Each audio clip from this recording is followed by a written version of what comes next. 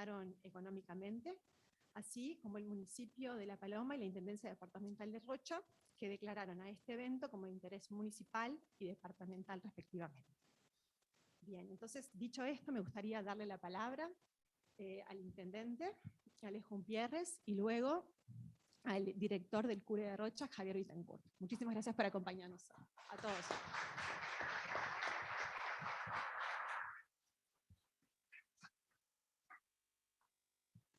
Muy buenos días para todos, bienvenidos a La Paloma, a Rocha, a esta tierra que yo digo un poco sin dejo xenófobo ni chauvinista, que es el departamento más lindo del Uruguay.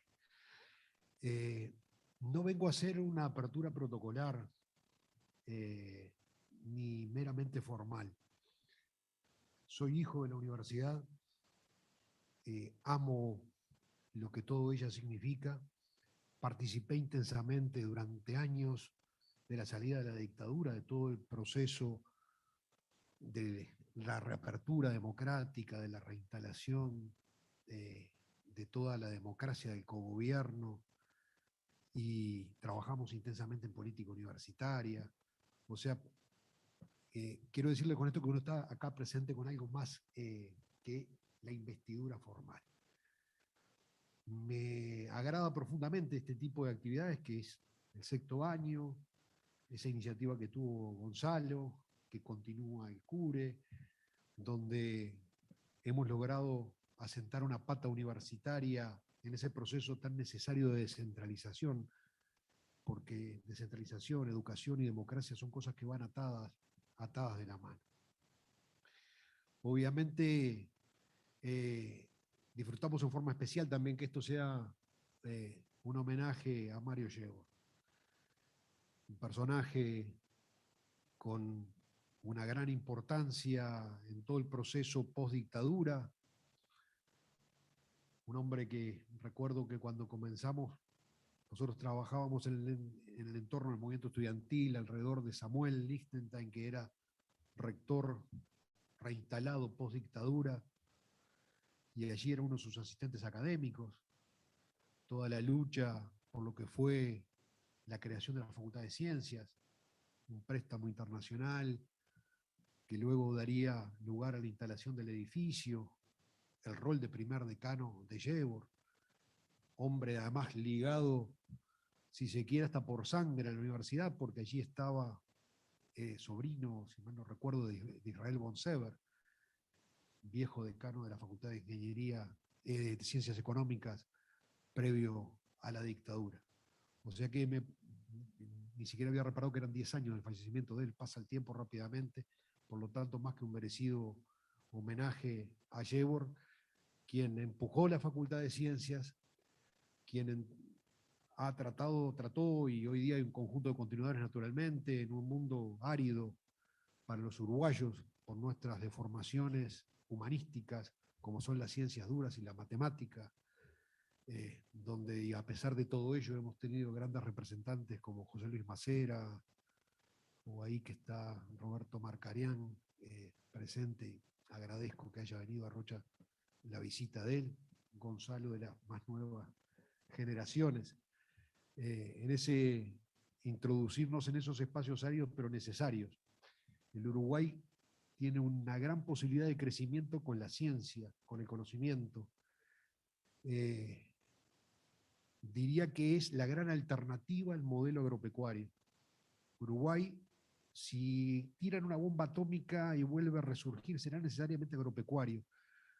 Pero tenemos esta beta, el intangible. Nosotros, por nuestras dimensiones, jamás tendremos industrias pesadas, de gran escala, pero podemos jugar en el mundo del conocimiento.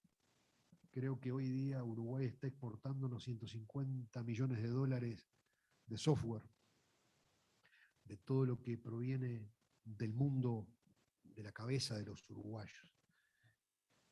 Hemos sido bastante inorgánicos en el manejo de la temática. La Facultad de Ciencias fue un gran paso para reagrupar todo eso. Ahora falta, de alguna manera, un impulso estatal para crear algunas áreas.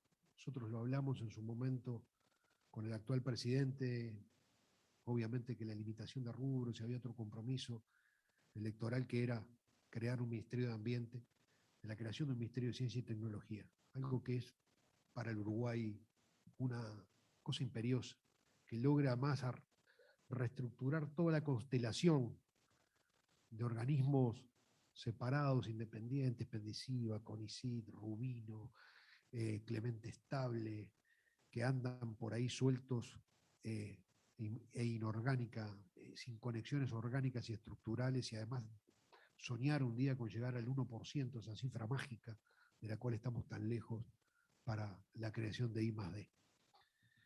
Por lo tanto, felicitarlos a ustedes de que estén realizando este tipo de actividades desde este gobierno departamental, pero también es una tradición de Rocha ya, que no es solamente de este gobierno departamental, sino de Rocha que se ha institucionalizado.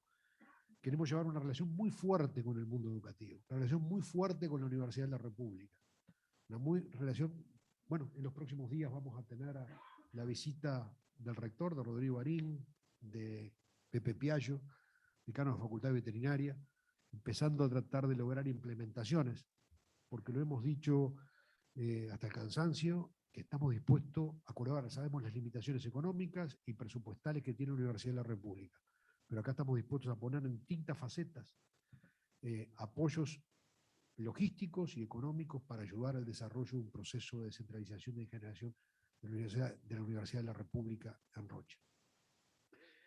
Saludamos además la gran apertura que ha demostrado el CURE, donde hemos tenido una relación dinámica y de vuelta y donde estamos trabajando sobre infinidad de temas. Ahora hablábamos con Javier recién sobre el tema de un realojamiento con los pescadores de la Laguna de Rocha, trabajando en conjunto con MEVIL. Y esa es la buena dinámica que tenemos que generar.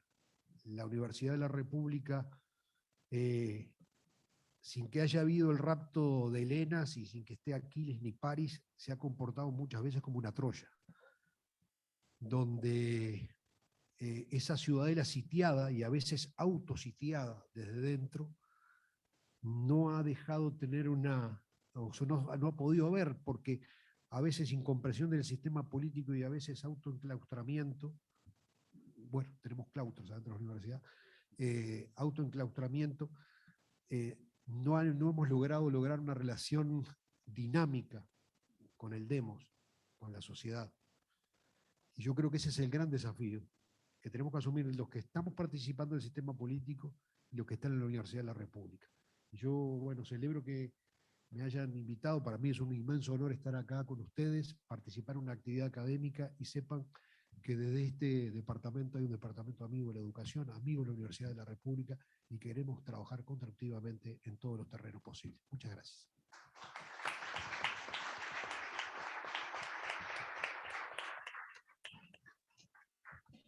Javier. No sé si anda este o... Anda. Bueno, hola. Bueno, buenos días a todas y todos. Les damos la bienvenida también. Ya el señor intendente le doy la bienvenida al departamento, yo como director del CURE, al CURE, aunque no estamos en el CURE, pero el CURE está organizando este evento. Así que bienvenidos a todos, es un gusto tenerlos acá. Es muy difícil hablar después del señor intendente, ya lo dijo todo, pero bueno, voy a intentar no repetirme y bueno, y dejar algún concepto nomás. Primero agradecer, yo creo que agradecer a los organizadores, a los organizadores de hoy, o sea, al grupo del CURE de modelización, también a la gente de Facultad de Ingeniería que está en la organización, al Instituto de Matemáticas y Estadística de Rafael Laguardia y también al Instituto de Computación, o sea, a todos los compañeros que están en la organización, agradecerles el trabajo. Ya Caro mencionó los que están ahora más al firme en el comité organizador, pero destacar que estamos en la sexta jornada, ¿no? Me parece bien importante esto. Creo que es un hecho no menor. Todos participamos a veces organizando eventos.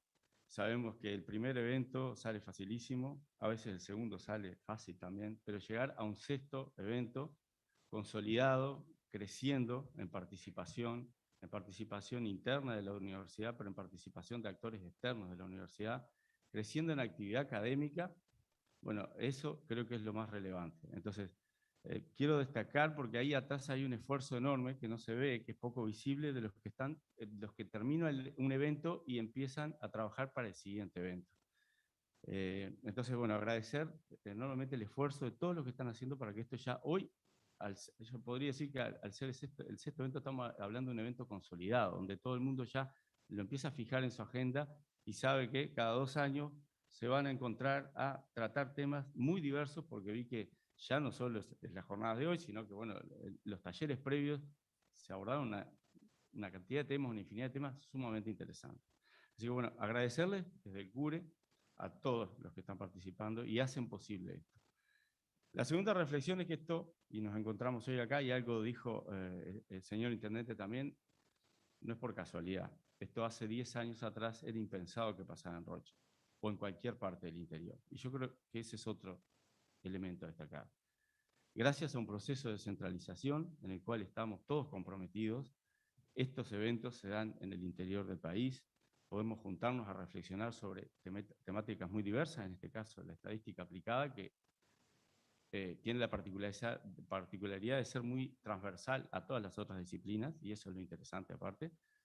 Pero bueno, estos eventos se dan hoy porque la universidad existe en el interior y porque hubo un proceso muy fuerte de descentralización y llegar a todos los rincones o lo más lejos posible con la universidad en el interior y ponerla a disposición de la sociedad, como bien dijo el intendente. No queremos una universidad cerrada y enclaustrada. Trabajamos permanentemente con la sociedad, lo ha dicho el intendente, veo llegar al señor alcalde, bueno, estamos trabajando con las alcaldías, pero trabajamos con las asociaciones, con los grupos de vecinos, de productores, de pescadores. Queremos una universidad interactiva y que nuestra generación de conocimientos contribuya, como dice el artículo 2 de la Ley Orgánica de la Universidad, a resolver, por lo menos contribuya desde nuestro lado a resolver los problemas de la sociedad. Y en eso estamos comprometidos. Y como última cosa, también quiero hacer una mención, si bien mañana se va a fortalecer el homenaje a Mario Shevor, que me parece muy acertado, y felicitarlos por haber pensado en homenajear a Mario en este evento. Que Mario, bueno, mañana se hablará de su trayectoria, su figura, más allá del matemático nacional e internacionalmente conocido, por estadística, probabilidad, bueno, todo lo que él trabajó a nivel internacional, el reconocimiento que tuvo, pero fue un gran comprometido con la universidad. O sea, y creo que eso también es importante destacarlo. Más allá de esa figura científica, fue un compromiso con la universidad permanente, con Facultad de Ciencias, por supuesto, pero más allá, trascendió más allá de Facultad de Ciencias. Recuerdo aquel documento de los 4, que había otros decanos junto con él, donde pensaban la universidad terciaria, exactamente, hasta incluso un amigo mío, Álvaro Díaz, que era en ese momento ingeniero agrónomo, decano, perdón, de agronomía, y que ya preveía o pensaba un plan de educación terciario mucho más integral.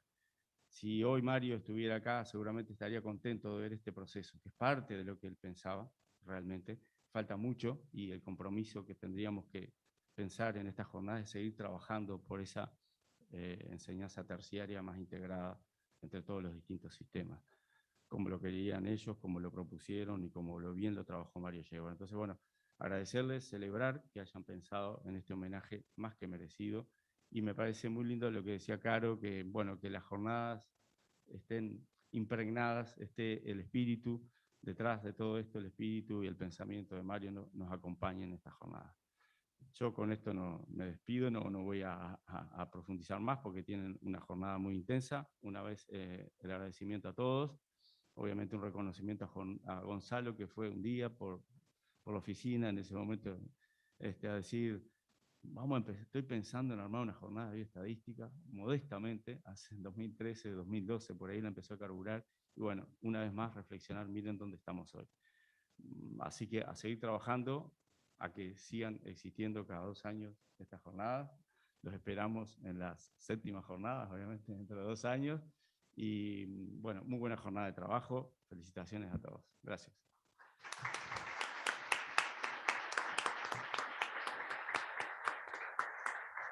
Muy bien, muchísimas gracias. Le damos también la palabra ahora al alcalde del municipio de La Paloma, que nos acompaña hoy también. Sergio Muniz.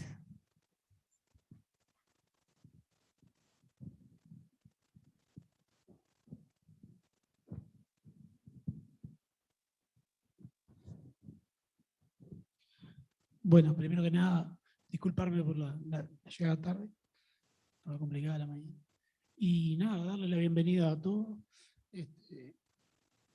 Me parece que todo este tipo de actividades fortalecen no solo a la universidad y a todo lo que es la parte de la ciencia, sino a nosotros también como municipio y como localidad para fomentar el turismo y una cantidad de cuestiones en baja temporada.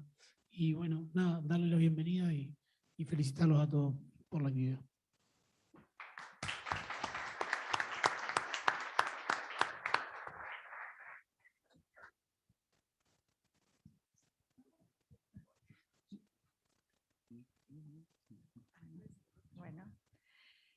Bueno, les queríamos recordar el uso del tapabocas en el salón, que bueno, que tenemos el servicio de café para cuando hagamos algunos recreos, y después tenemos los pósters allá en el fondo, que también en esos pequeños intervalos podemos visitar.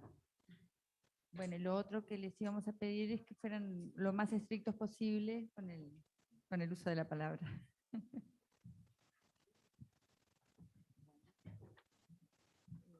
Ahora vamos a tener la conferencia, ¿no?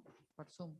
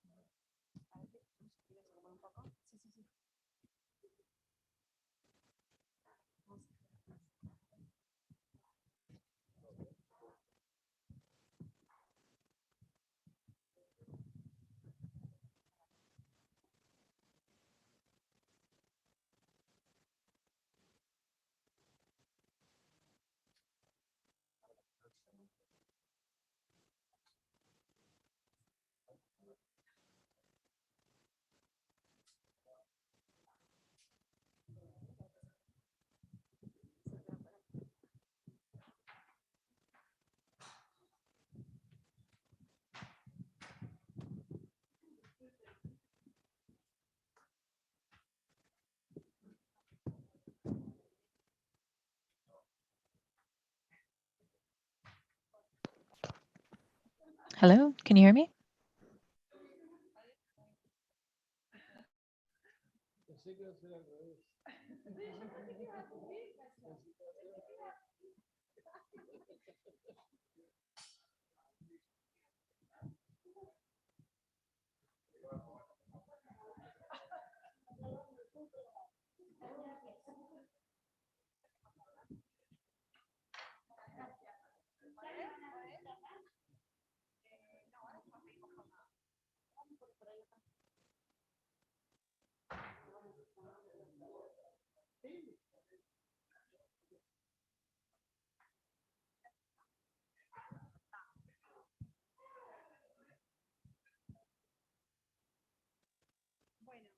Muy bien, ahora sí, damos inicio a las jornadas. Tenemos el gusto entonces de comenzar las mismas con una plenaria a cargo de Alexandra Chouldechova.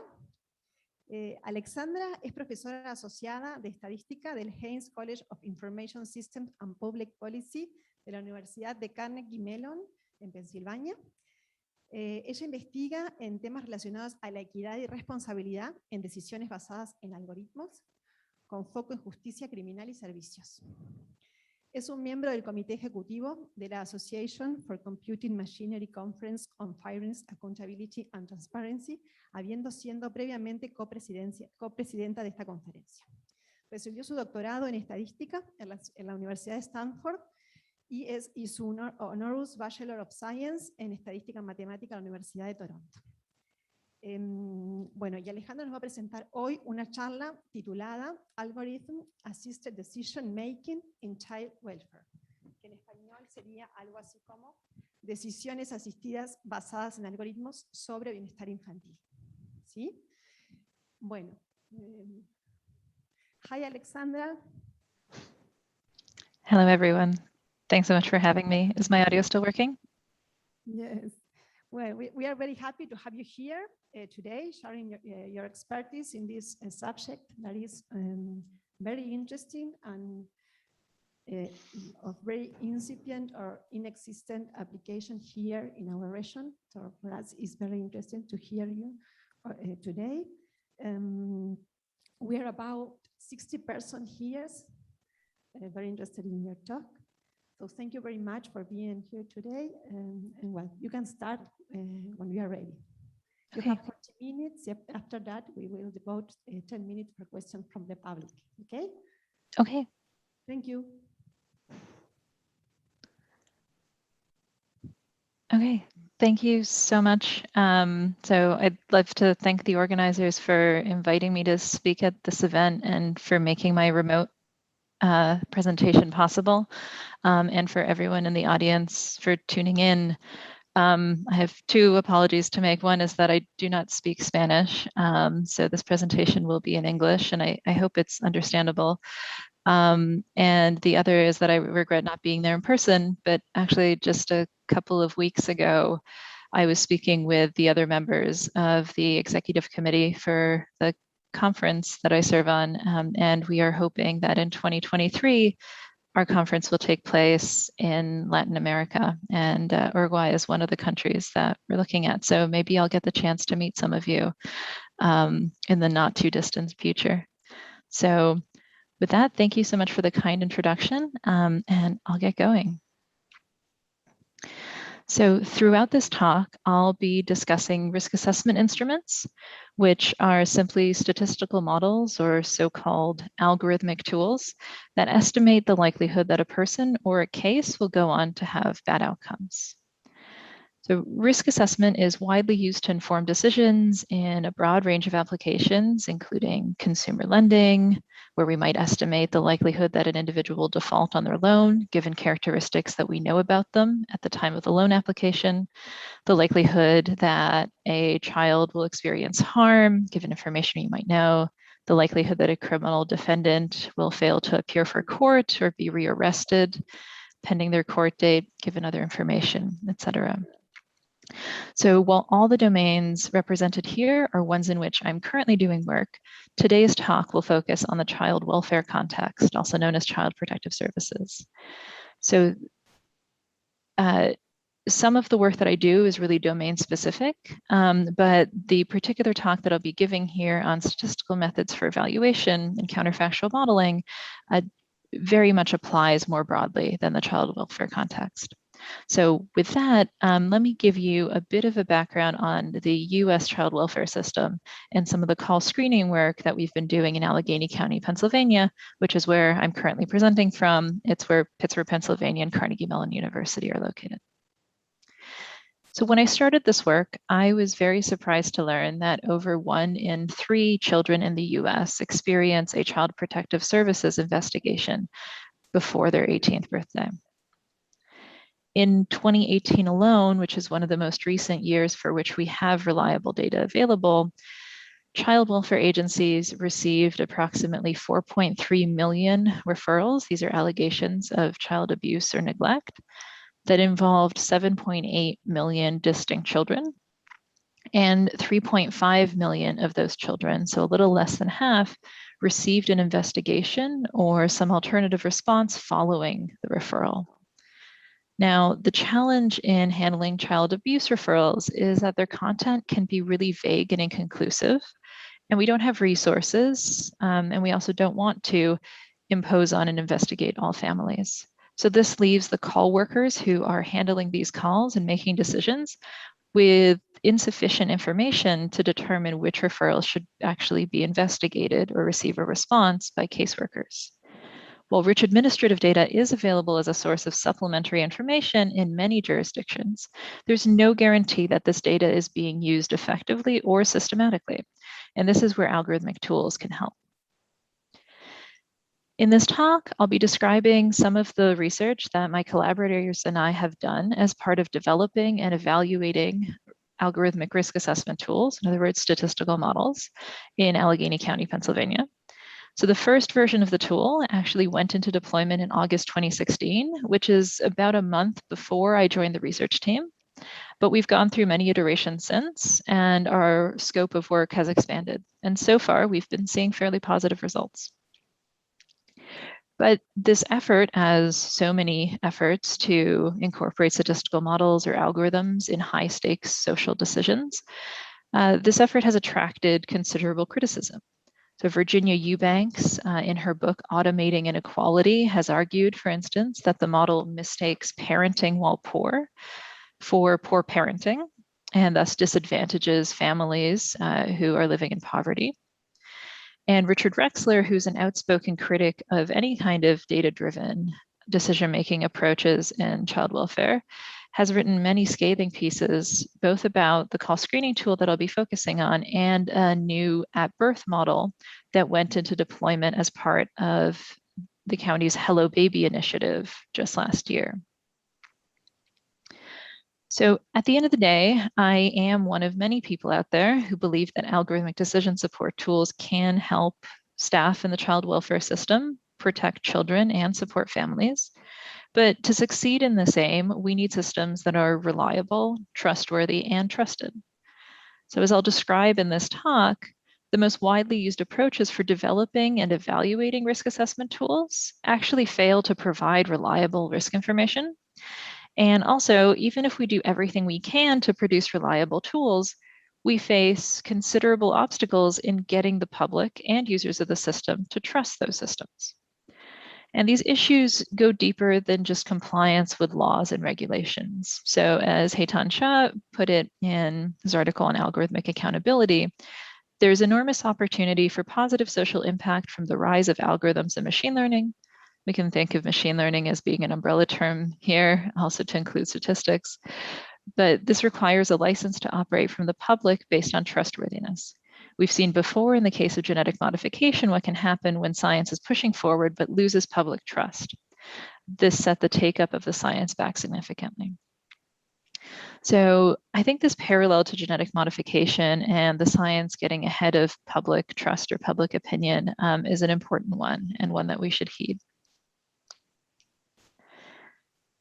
So for today, while we work on many of the issues that Heitan raises in his work, I'll be focusing on an underappreciated reason for why standard approaches to building and evaluating risk assessment tools fail to produce trustworthy and reliable results. And I'll cast this in the context of the child welfare setting. And this work is a methodological paper in which we point out issues with what I'll describe as the standard observational approach to developing and evaluating risk assessment tools for these types of applications. And I'll propose counterfactual alternatives that rely on ideas from causal inference to address the issues with the standard observational approach. I'm not going to talk about 3 papers in this talk, that would be too much, but for those who are interested in other related work on this subject, in particular some work that is looking at evaluation and human-computer interaction dimensions of things, I highlight on the right a couple of other papers. So one is a qualitative study of affected community perspectives on the use of algorithmic tools in child welfare. And the other, which is this paper on decisions in the presence of erroneous algorithmic scores, documents what happened when, in the initial deployment back in August 2016, the risk assessment scores weren't actually being calculated correctly in real time, which led to incorrect risk information being displayed to call workers in many cases. So with that, let me tell you a bit more about the process of developing risk assessment tools to assist call screening decisions. So in Allegheny County, when a child abuse referral comes in, call workers have access to 2 pieces of information. They get to learn the allegation and anything that's conveyed during the call, and they can look up rich multi-system administrative records coming from the county for all children and adults associated to that referral using the county's integrated data system. So call workers are tasked with using this information, so anything that's conveyed during the call, and the integrated data system to decide whether a referral should be screened in, which is to say investigated, or screened out, recorded, but not followed up on. The integrated data system contains a lot of information, including things like criminal justice involvement, public assistance use, behavioral health and substance and drug abuse treatment, child welfare history, and demographics. However, this information is simply too rich for call workers to systematically and efficiently process in each case. This is where risk assessment comes in. So developing a risk assessment tool really amounts to constructing a statistical model. You can think of a logistic regression in many cases, where we're trying to predict the risk of some adverse outcome given the features in the integrated data system. And the standard, what we call observational approach, does this by looking at, well, what were the observed outcomes in the historical data? So which cases were substantiated, which children were re-referred to the hotline, which children wound up being removed from the home and placed into foster care, which children were hospitalized on child abuse-related codes, anything like that. So predicting one of these events using the available administrative data. And what I'll discuss now is why this observational approach, so just looking at the outcomes that we saw in the historical data, leads to models and evaluations that aren't reliable. And the issue is that while they might be informative about what happened historically, they're ill-suited to guiding future decisions. And let me illustrate why that is. So the problem is that observational models fail to make decision-relevant distinctions. So consider here two cases. We have a girl who's shown in the first row, whose risk of adverse outcomes, according to such a model, is 0.97. And then we have a boy whose risk of a bad outcome is 0.05. Okay. So now the question is, should we investigate? In the first case, yes, we should. The model is telling us that the girl is at extremely high risk of poor outcomes. But how about in the second case? So using historical data, our model has predicted that the risk that this boy will be observed to have a bad outcome is 0.05 or 5%. You might be inclined to say no, because the child is at low risk of harm. 5% is very low. But the answer in this case is actually maybe. We might want to investigate this child anyway, because the child may be at high risk of harm if we don't. So the problem is that observational models that just look at how likely a bad outcome was, a bad outcome was to be observed historically, tell us who is at high risk under the historical decision-making process, and decisions can influence outcomes. So the issue is that such models don't distinguish between children who are generally low risk, so children who we do not want to investigate, and those who are low risk precisely because they're the types of kids we've historically been identifying as high risk and successfully targeting with risk mitigating interventions. So perhaps this child's risk is low because he's exactly the sort of child whose risk was otherwise high, but always received services to mitigate that risk. We can actually see this in practice. So this isn't just a hypothetical issue. So shown here are density curves showing the distribution of risk for an observational model trained to predict the likelihood that a child will be re-referred to the hotline within 6 months of a given referral. And this is shown for 4 different subgroups of children in the historical data. So what did we do? We took all the features on children, so their prior child welfare involvement history, features on their parents, the age of the children, demographics, et cetera. And then we trained a model. You can think of this as a logistic regression. This logistic regression outputs probability estimates. And then we looked at the estimated probabilities for 4 different groups of children, right? So that's what these density curves are showing. And so what you see here with the arrow is that those who received supportive family strengthening services in the historical data, that's the pink density curve right here, had among the lowest estimated risk levels. This is because those services helped mitigate risk rather than a systematic error in offering services to primarily already lower risk families.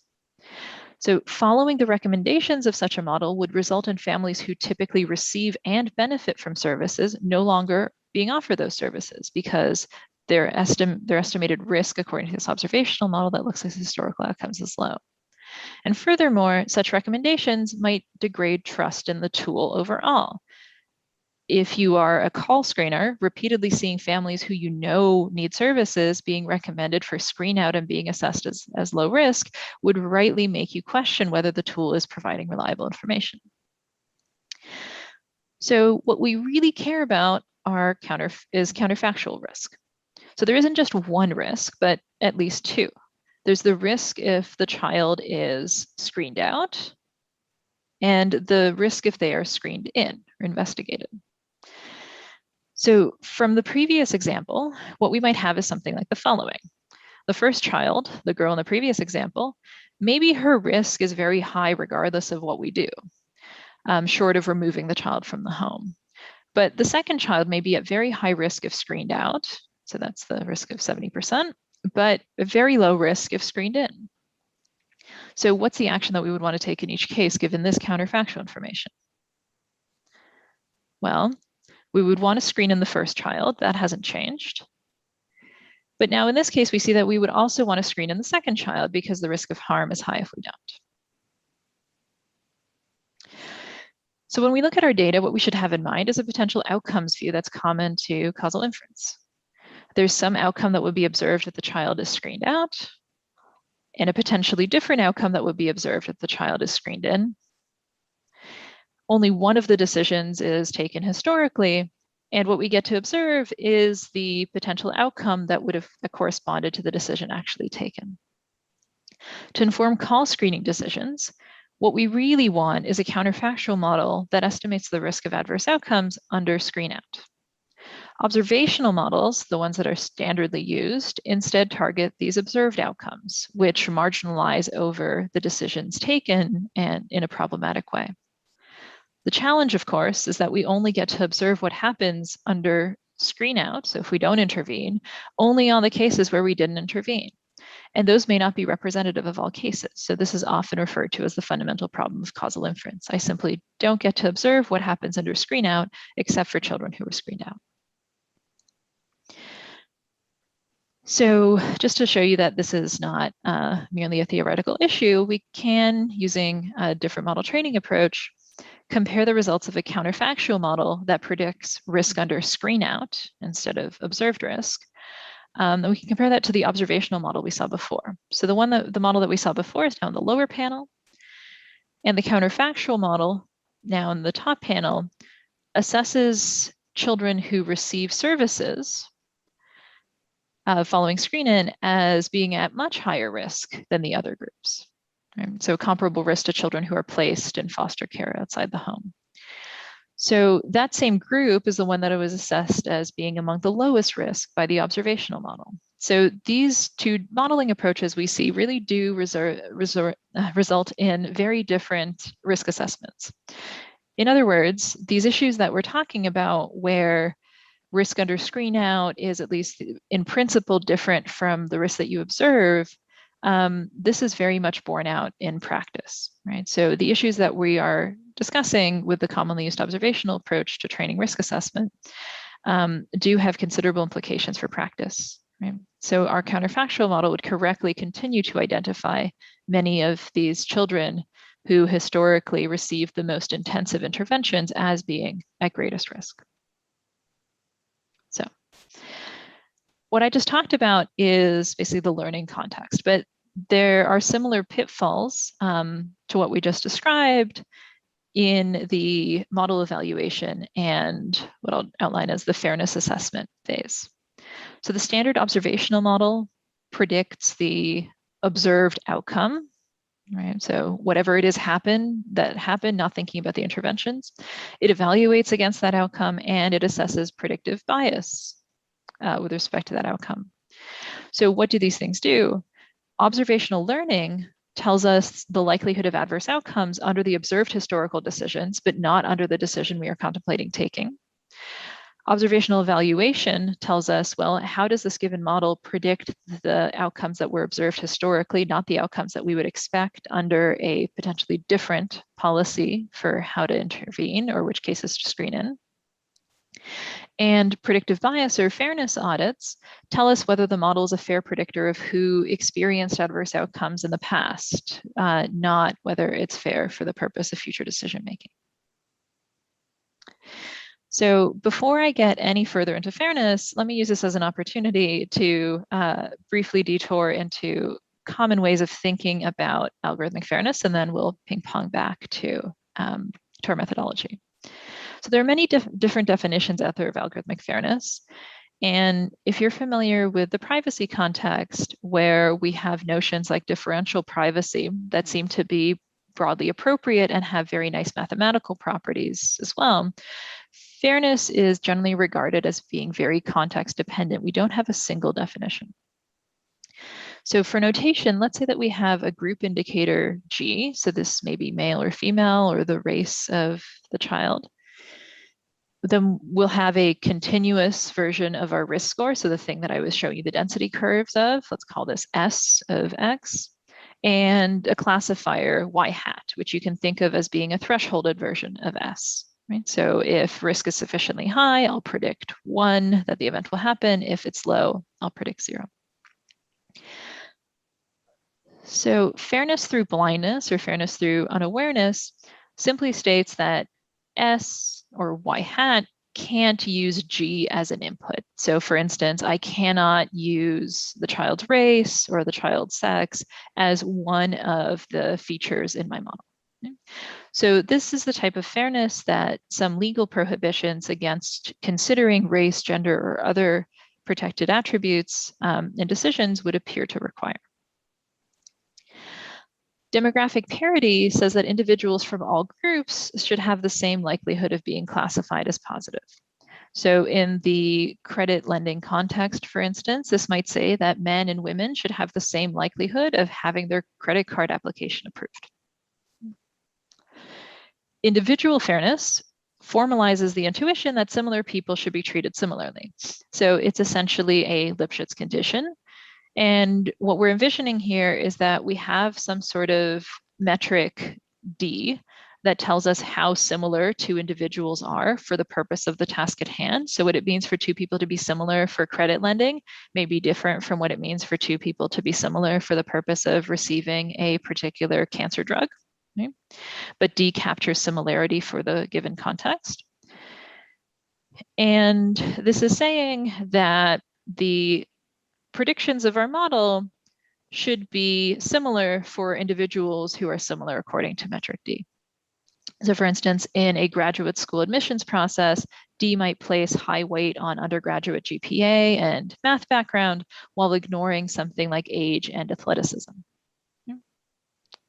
We have other notions. So calibration, which is commonly used in risk assessment, requires that the true outcome, so whether or not the child is harmed, be independent of group membership given what we assess about risk. So in the credit scoring context, this would say something like the likelihood of defaulting on a loan should be the same for all individuals who receive a particular credit score, irrespective of whether they're same male or female. So if I tell you that you have a credit score of 500 on some scale, what that means about your creditworthiness shouldn't depend on the color of your hair, your gender, etc.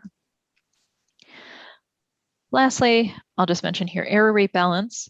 So this requires that the classification be that the error rate be independent of the group outcome. Okay? So this is something like the false positive rate or the false negative rate is the same for all groups. So there was a really widely popularized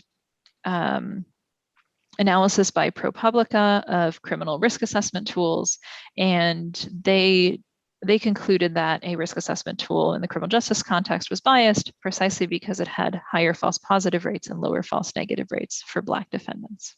Okay. So there are, of course, many other definitions, each with their own motivations and limitations.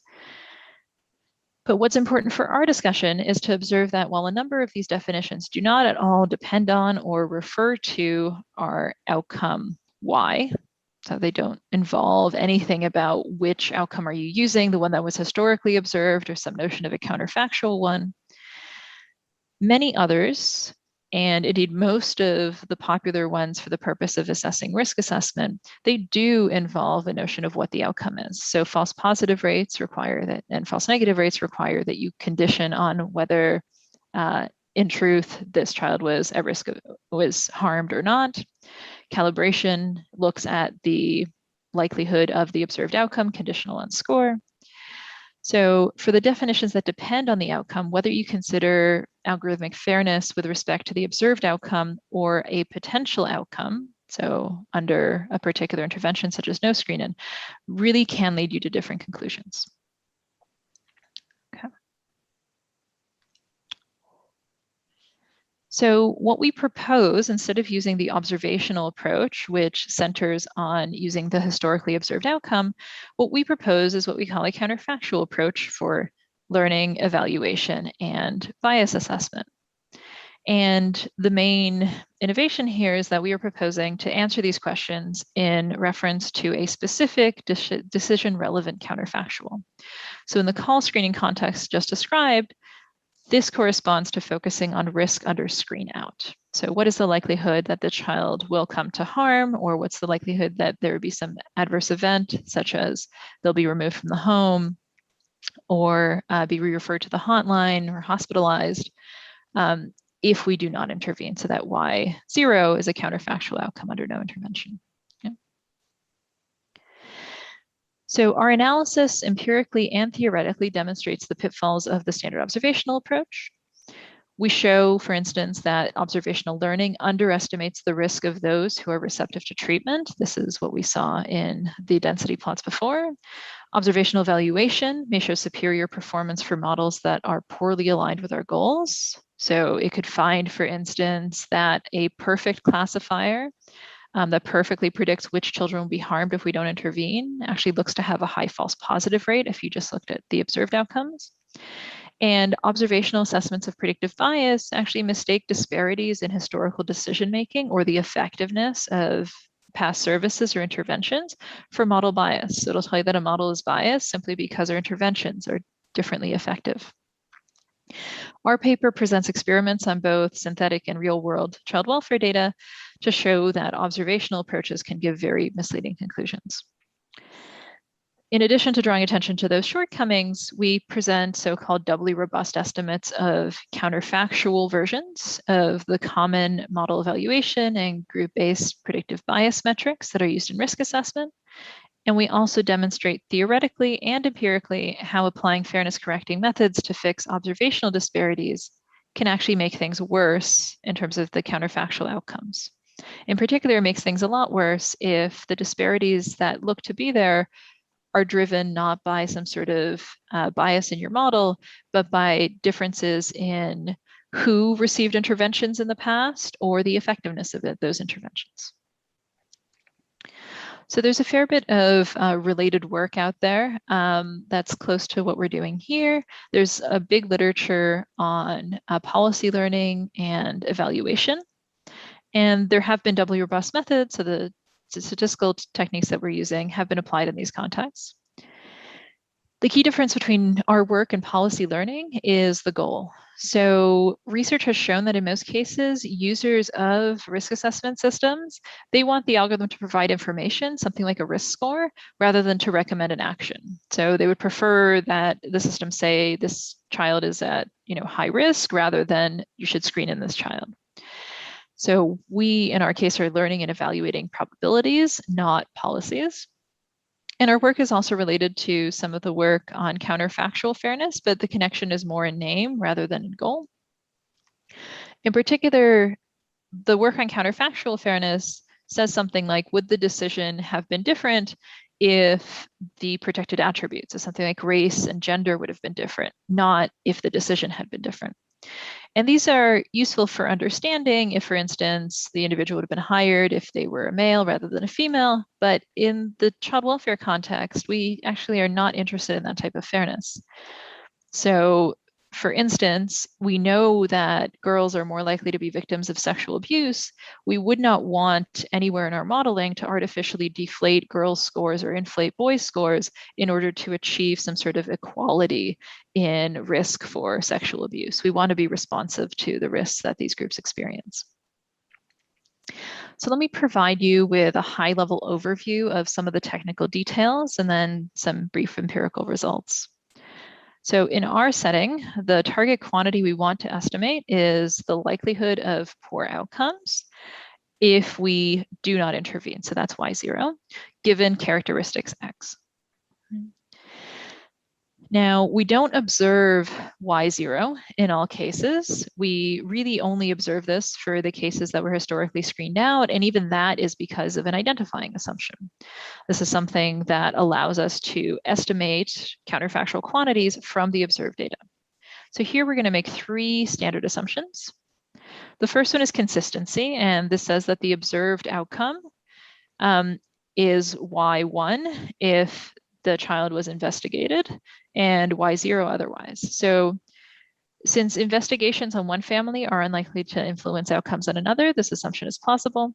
This sort of consistency is violated in things like vaccination studies, where even if I'm not vaccinated, whether or not I get a particular transmissible illness does actually depend on other people's vaccination status, not just my own.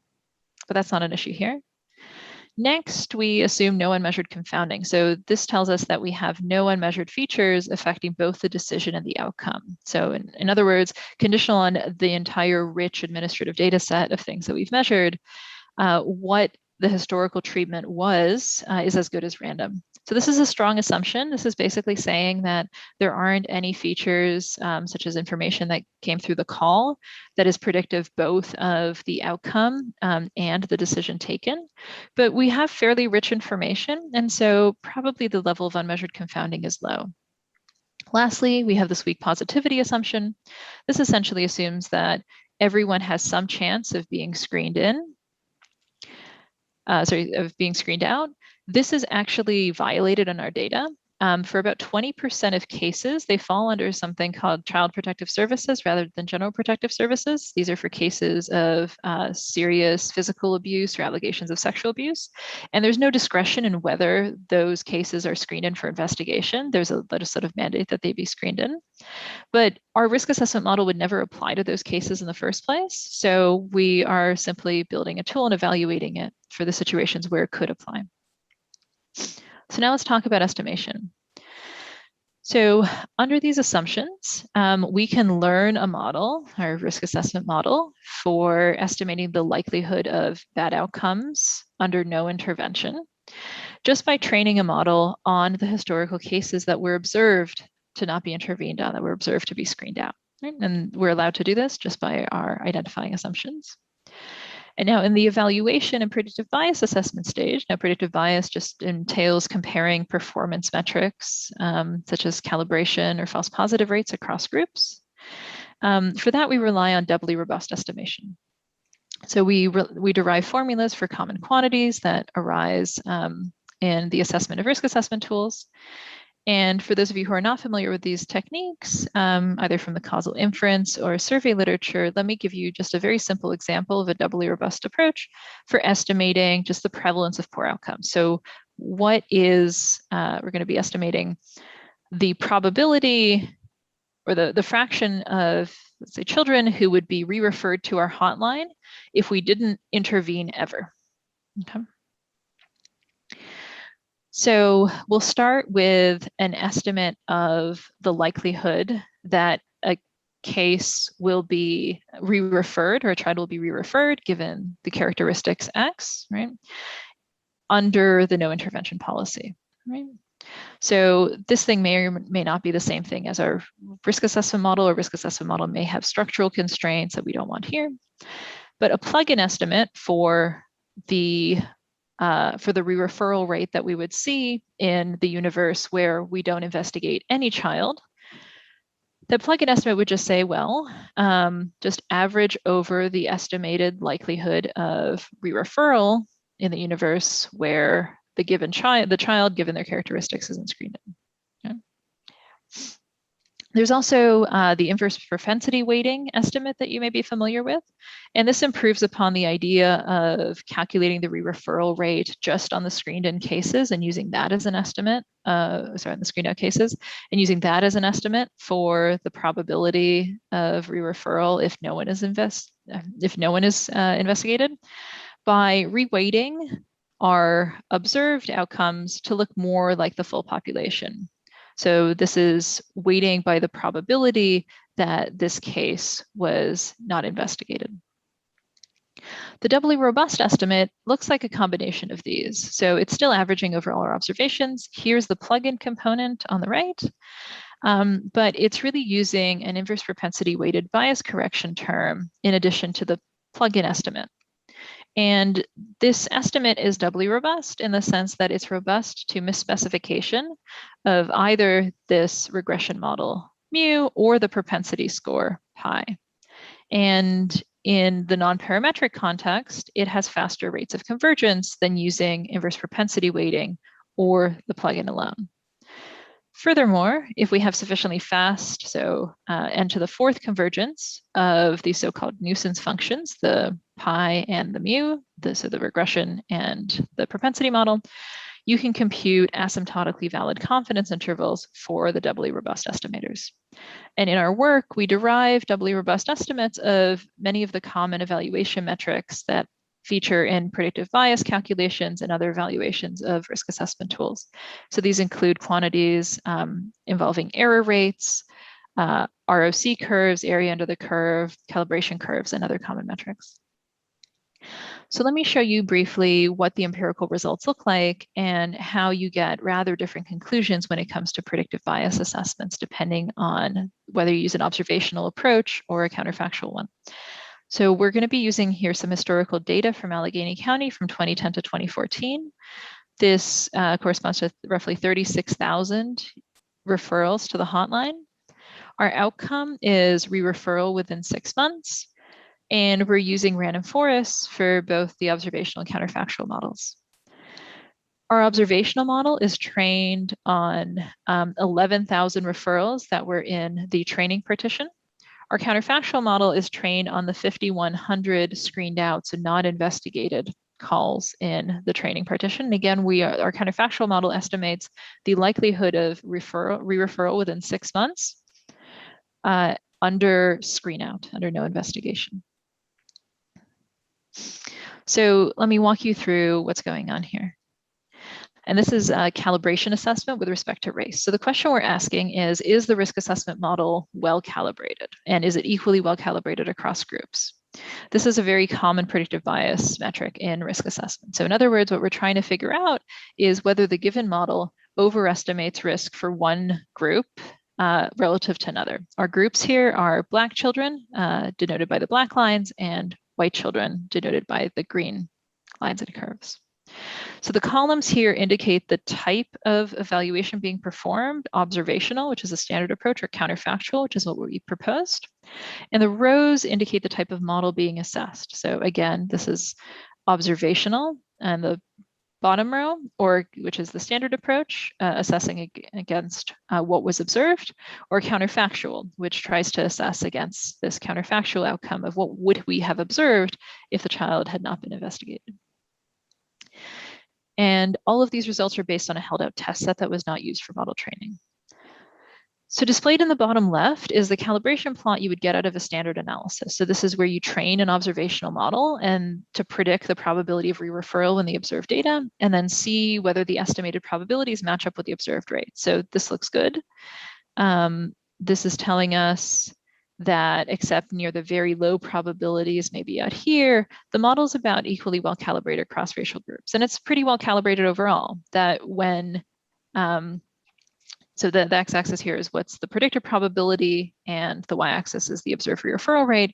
So when the model says that this child has a 40% chance of being re-referred, then both for Black children and white children, we see that the observed re-referral rate is roughly 40%, similarly everywhere else. When we look at the counterfactual model through an observational evaluation lens, so we're still looking at whether how well we predict the observed outcome, but now we're evaluating our counterfactual model. We find that the counterfactual model overestimates the likelihood of re-referral in the observed data. So for instance, when the counterfactual model says, well, I think the risk of re-referral is around 40%, that risk is closer to 25% for Black children and closer to 28% for white children. And this overestimation seems to actually be worse for Black children than for white children. So you see this as you get out to 0.5. If the model estimates the probability of re-referral is 50%, that probability is actually observed to be 30% for Black children, and it's observed to be 40% for white children. Right? So our overestimation is worse for Black children. It seems like we're overflagging them. Right? So this suggests that the model is biased against Black children, which in the US is definitely not what you want. Our counterfactual evaluation tells a different story. So not only does it indicate that the counterfactual model is well calibrated across groups, it also confirms that the observational model underestimates risk for both groups. This is evidenced in the bottom right panel. And the racial disparity that we saw in the observational evaluation was actually due to differences in historical screening practices and the effectiveness of services in mitigating risk. So this last point is really important. When we see this type of miscalibration, our response is often to find post-processing or retraining or other sort of approaches to remedy the issue. But in this case, the observational disparity is in part due to investigations being more effective at mitigating risk for Black children. So any attempts to correct for this apparent bias could actually lead to Black children being underserved if the recommendations of the resulting tool are adhered to. And in our paper, we formally characterize theoretically when fairness corrections based on observational disparities of this kind actually produce counterfactual unfairness, but I won't go into the details here. So I'll wrap up.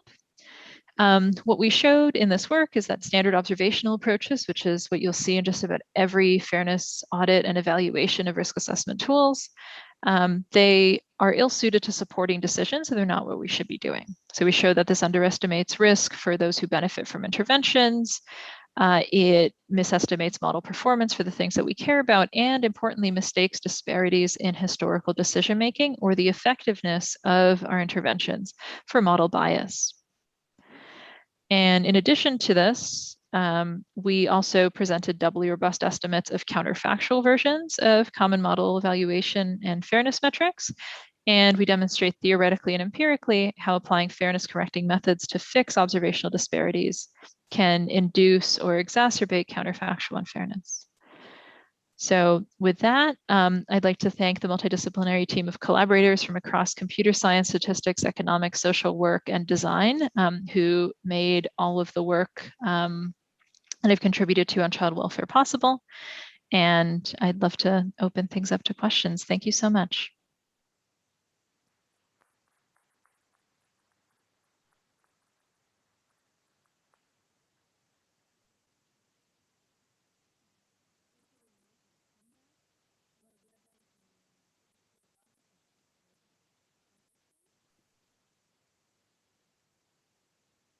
By the way, I can't hear audio in the room right now.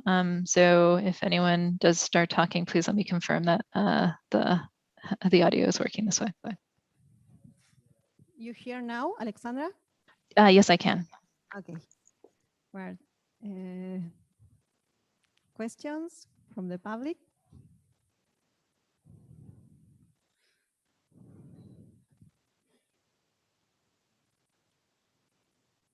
No questions? Well, yes, here we have one question. Hello, thank you very much for your presentation, very interesting. I wanted to know just if you are planning to apply some of those results or you are going to in the future. Thank you. Yeah, that's always a great question. Is this destined to just live in the now digital pages of a conference or journal, or does it get applied? And the answer is that we are applying it. So right now, this method is being applied in a number of projects, both my own and those of others in criminal justice, in all of our child welfare work. and also in a collaboration we have with a multinational financial institution that's interested in improving its consumer lending practices. Yeah, so this is one of those success stories. The methods are being applied and they seem to be working well to the best of our ability to assess. Thank you. Another question? More questions? No? No? Well, Alexandra, thank you very much for your presentation. It was very, very interesting. So hope to see you in the near future. Applause. Thank you very much, everyone.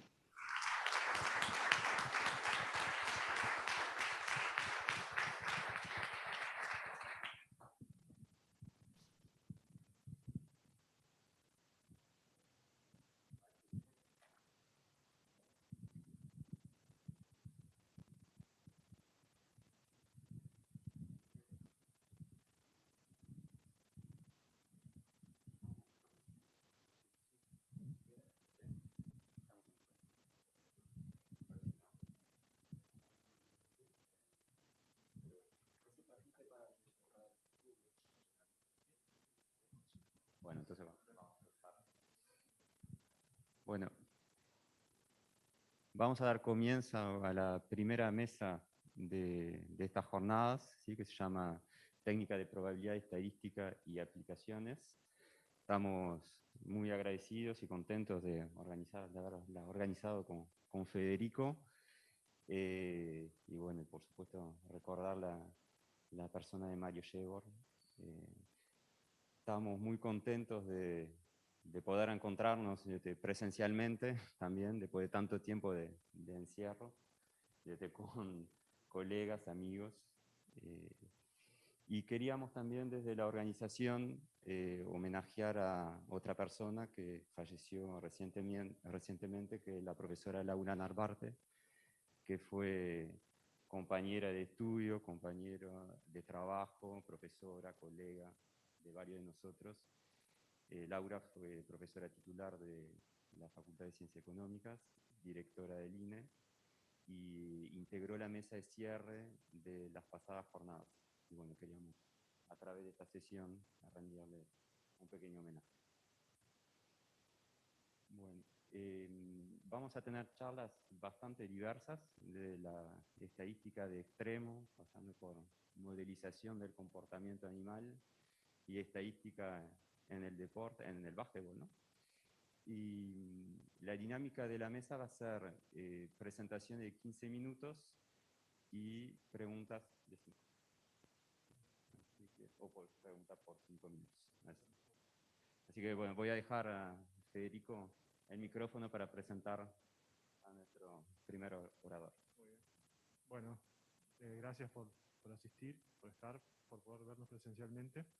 Y vamos a empezar con la charla de Gonzalo Pereira, que es locatario y impulsor de las jornadas, que nos va a hablar de estadística de extremos y la incidencia de las covariables. Así que los 15 minutos de fama empiezan ahora.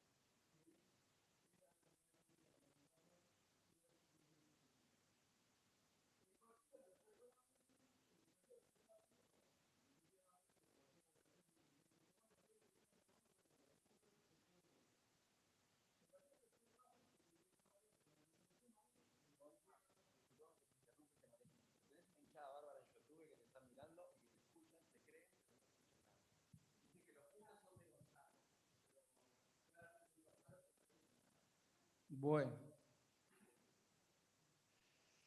Te creo y todo. Bueno, entonces, si tenemos una variable con distribución extremal, la podemos multiplicar por un parámetro de escala y le podemos sumar un parámetro de posición.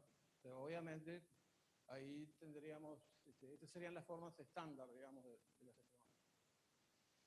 Bien.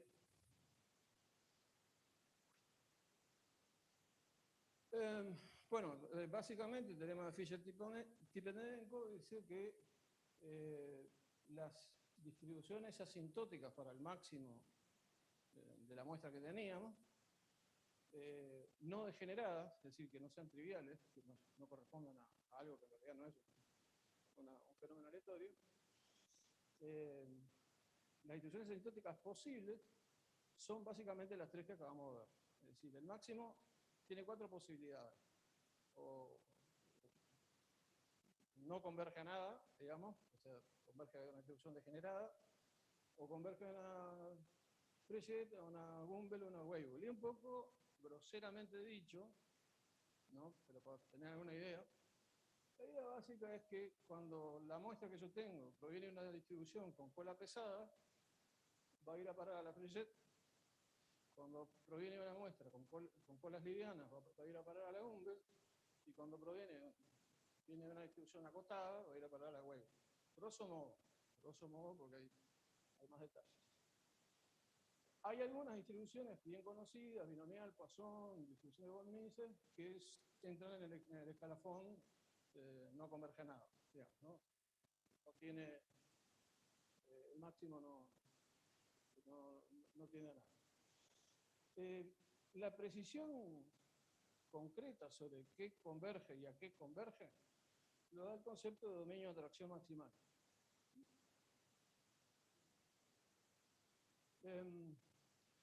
La idea es así: si uno tiene una distribución extremal H,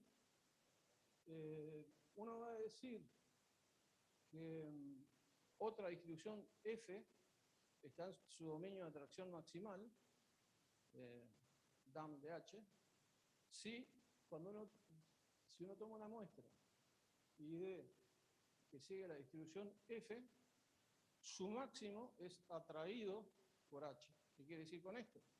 El máximo,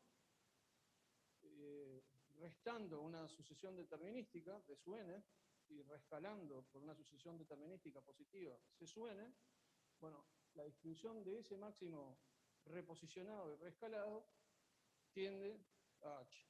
Entonces, H atrae maximalmente, digamos, en el máximo, atrae a las muestras que vengan de la distribución F. ¿De acuerdo?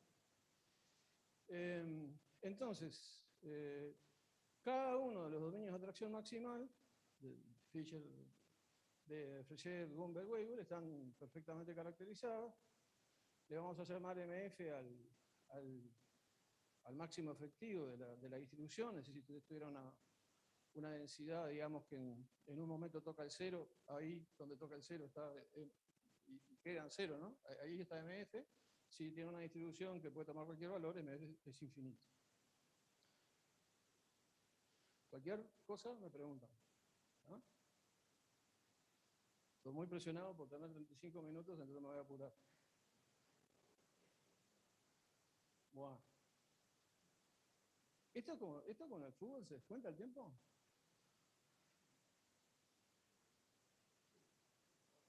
¿Una manita, algo?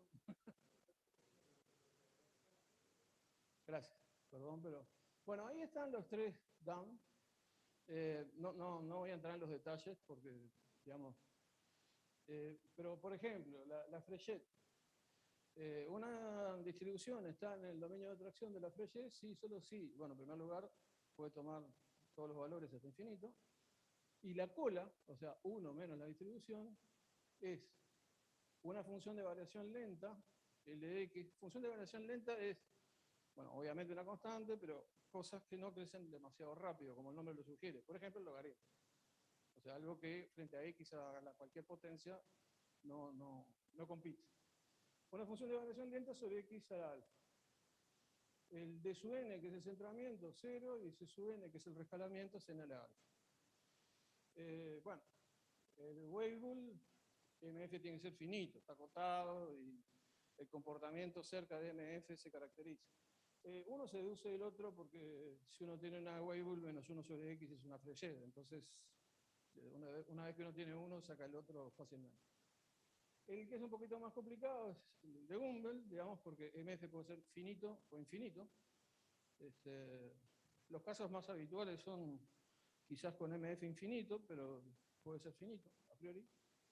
Y la cola tiene que tener una representación particular, que es en definitiva ser equivalente a lo que se llama una función de von Mises, que es una expresión con cierto grado de exponencialidad, donde aparece una función auxiliar h, etcétera, etcétera, y bueno, en todos los casos, insisto que se conoce los D sub n y los C sub n, los rescalamientos y los reposicionamientos. Opa. Ahí me pasó. Bueno, ¿hasta ahí vamos bien? No. Entonces, suelen aparecer 3 preguntas para el que está trabajando con datos e intenta utilizar este enfoque de extremo, ¿no? Quiere diseñar algo, quiere medir un impacto, qué sé yo, entonces está tratando de ajustar distribuciones extremales y tiene esto, tiene una serie de datos donde cada dato, cada uno de esos datos, corresponde a la máxima lectura de un montón de registros.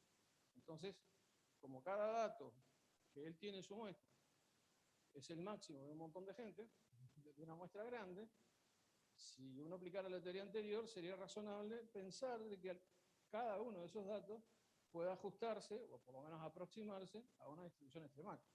Entonces, tiene su muestra, y lo que hace es intenta ajustarla a alguna distribución extremal. Entonces suelen aparecer 3 preguntas. La primera es, tengo doble ajuste, se ajustan 2. ¿Qué hago? La segunda pregunta es, no me ajusta ninguna. ¿Qué está pasando? La tercera es, bueno, no me ajusta ninguna, pero ¿y a qué se pueden ajustar mis datos? Porque, bueno, en definitiva necesito hacer algo con los datos, ¿no? La primera pregunta en general, cualquier curso la trata sobre cómo seleccionar el modelo más adecuado, tiene que ver con ponerse del lado de la seguridad o no, valores de retorno, tiempo de retorno, o sea, pregúntenselo al que está dando el curso de extremos de momento. No, pero digo, no es una pregunta muy complicada. Digamos. Lo que es más complicado es el 2 o el 3, digamos, porque si, bueno, en uno en todo caso tenés la duda de cuál de las dos cosas me gusta más, ¿no? En 2 y 3 no tenés nada. Entonces vamos a tratar de responder de la manera más sencilla posible a 2 y 3. Una respuesta, ¿no? Obvio que respuestas. Bueno, y esto tiene que ver con la incidencia de las covariables. En los datos, sobre todo en los datos de registro de campo, a menudo hay covariables, o sea, variables que de alguna manera son explicativas, que no determinan el fenómeno, pero que ayudan a entenderlo, ¿no? No sé, está trabajando en agua, salinidad, temperatura, qué sé yo, turbidez, no sé, un montón de cosas. Y hay ruido puro, hay cosas que son azar puro, aleatoriedad pura. ¿No? Esas covariables suelen tener, en primer lugar, en la práctica suelen no ser estacionarias. Típicamente en los fenómenos que aludí, que son atmosféricos o de cursos de agua, en general no lo son. Claramente todo lo que es atmosférico, hay una temporada de vientos intensos que está ubicada en cierta parte del año más que en otro. Las temperaturas obviamente no se distribuyen igualmente a lo largo del año, etcétera, etcétera. Entonces, por ejemplo, hay componentes cíclicas, y a veces hay ciclos varios, unos de una cierta duración, otros de otra duración, etcétera, etcétera. O sea que a menudo no son estacionarios y pueden presentar estructuras de dependencia fuertes en algunos casos. Bastante fuerte incluso en algunos casos. Entonces, los datos que nosotros tenemos son, en general, una función, en este contexto no interesa preguntarse mucho cuál es, de 2 cosas. La parte de W o sea, una componente que se llama W, que es el ruido puro. Como es ruido puro, vamos a suponer que es ID, ¿no? Y una parte que son las covariables, que le vamos a llamar Y. ¿Está bien? Entonces, un modelo de regresión, digamos, ¿no? Es decir, una función de las covariables y de un ruido puro. No lo puse aditivo ni nada, porque... para simplificar, vamos a suponer que las covariables son categóricas, o sea que en el fondo, más que todo un conjunto de informaciones, tengo como estados del sistema que estoy observando, ¿no? Esto es para simplificar, insisto, pero es importante para lo que viene después.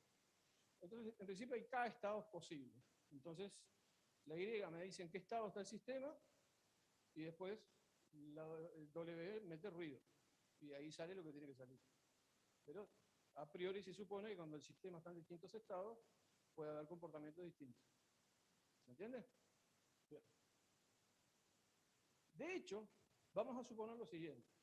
Vamos a suponer que cuando están distintos estados del sistema, o sea, cuando pongo un valor J fijo en la componente Y, la variable que resulta, o sea, la muestra que resultaría si siempre estuviera en un solo estado, pertenece a un determinado dominio de atracción maximal, pero que cuando cambio J cambia quién es la distribución extremal. O sea, el dominio de atracción maximal cambia cuando cambia el estado. En el estado 1 me atrae la GUM, en el estado 2 me atrae...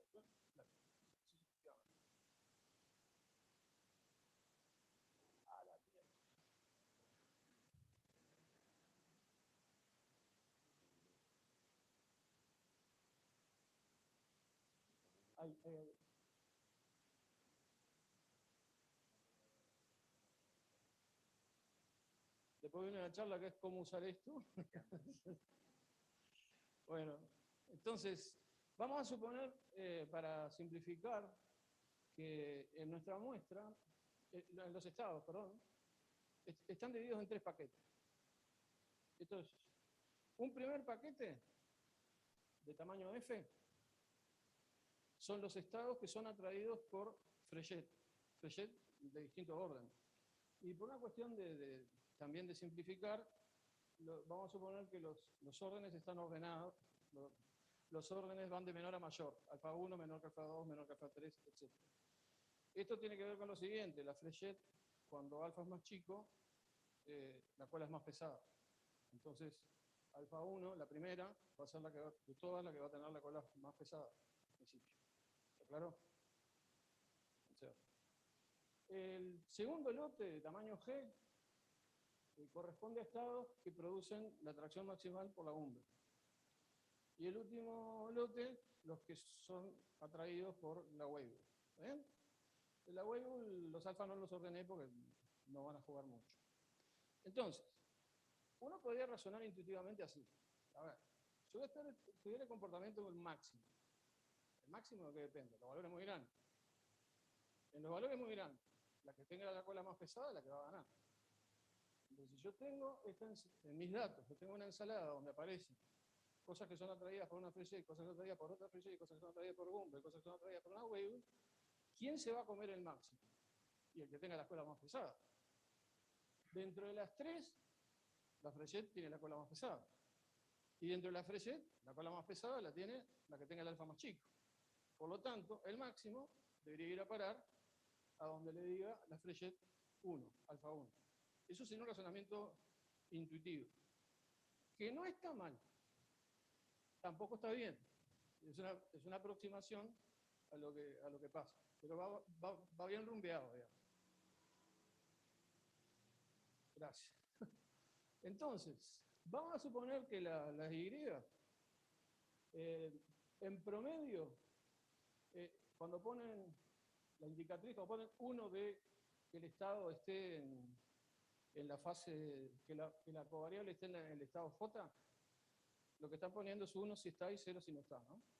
Entonces, ese promedio, en realidad, es la cantidad de veces que se toma el estado J dividido n, por lo tanto, es la frecuencia del estado J. Vamos a suponer que la frecuencia con la que se presenta el estado J, cuando n tiene infinito, tiene un límite positivo, pero que ese límite no necesariamente es determinístico, puede ser aleatorio. ¿Ok? Con ese detalle, eso lo cumple cualquier proceso estacionario, demagogico, Lo cumple también un proceso estacionario que le meten componentes cíclicas, muy sencillo, varias componentes cíclicas, etcétera, etcétera. O sea que es un dispositivo de general, digamos. ¿De acuerdo? Entonces, la frecuencia con la que se da cada estado, asintóticamente tiene un límite, pero puede eventualmente no ser determinante. Bueno, acá puede aparecer algo que choque, que es mirar información para adelante.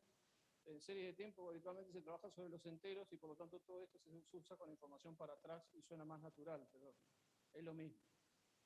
Entonces, piensen que I de t representa la sigma álgebra generada por las covariables a partir de t. En términos sencillos, toda la información que yo le puedo sacar a las covariables de t en adelante. Eso sí de t. Toda la información que yo le puedo sacar. ¿Está bien? A las covariables. Y piensen que el I de infinito es la información permanente. Esa información está siempre ahí. Que se corresponde con intersectar I de t. Las I de t, a medida que t crece, cada vez más chico, ¿no? Porque de 1 en adelante es más chico que de 2 en adelante, es más chico que de 3 en adelante. Bueno, y infinito sería lo que está allá, el infinito, la información, por eso digo información permanente. Insisto, si lo hubiéramos puesto para atrás, cuando es negativo, quedaría más claro, sería la información que viene desde el génesis, digamos, ¿no? Del origen de todo. Bueno, si la información permanente es trivial, trivial quiere decir que contiene solo conjuntos de probabilidad 0 o 1, o sea que no hay nada interesante. Lo que hay ahí es cosas que se sabe que pasan o que no pasan. En ese caso, las BJ eran los límites de la frecuencia de los estados, que vimos en el slide anterior, que dependen de esta información permanente, que es bastante sencillo de probar, son determinísticos, son una constante. Porque cuando la información es trivial, no hay nada aleatorio, lo que hay es constante, ¿no? Por lo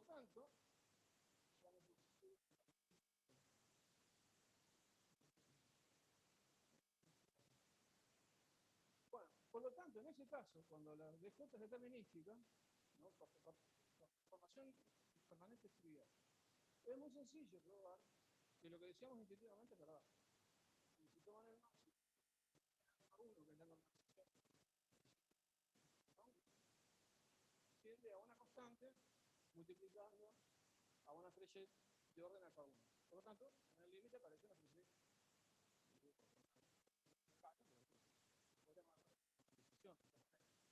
Pero o sea que no nos salimos del menú clásico. Sigue apareciendo una de las distribuciones humanas. Ahora, ¿qué pasa si la información permanente no es simultánea? En principio los B son aleatorios. Pero vamos a suponer, para simplificar de vuelta, que B1 asume dos valores, R y S con probabilidades P y 1 menos P. En ese caso, tomando de vuelta la misma normalización, se puede probar que tiende a una constante multiplicando una variable z, multiplicando una variable z asterisco, donde z y z asterisco son independientes y son Frechet.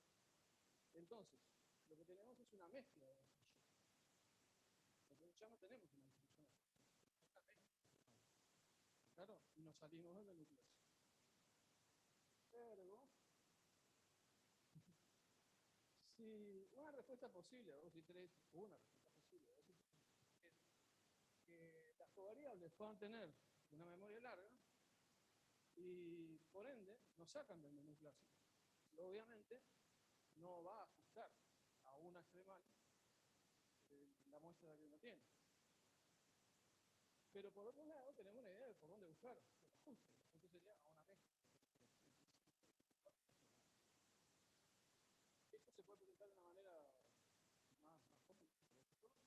Aplicar ahora el pico de pressure que es fácil, que aparece en la pareja generalizada, mezcla de pareja generalizada, obviamente, y en alguna otra técnica de extremos también es aplicable.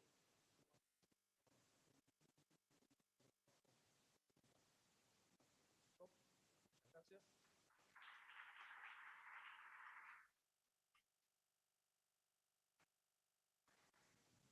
Muchas gracias, Gonzalo, por la charla.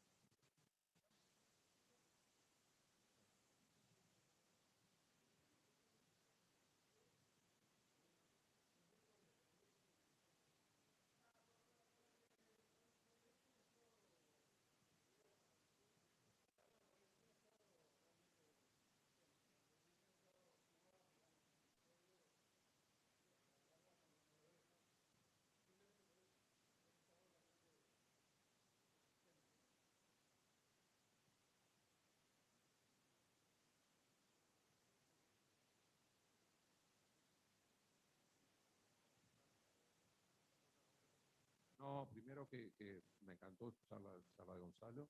No, lo segundo es, la pregunta es si es ergódico pero converge muy lento, digamos, como la dependencia que estudia Juan, que tenía como colas bien pesadas, ¿eso no se nota en el límite? Claro, vos decís, si es ergódico, el B tiende a una constante, pero si es una ergodicidad muy lenta, un mixing muy lento, o la dependencia que fuera, ¿sabes? Mejor que todo eso, ¿eso no se ve en el límite?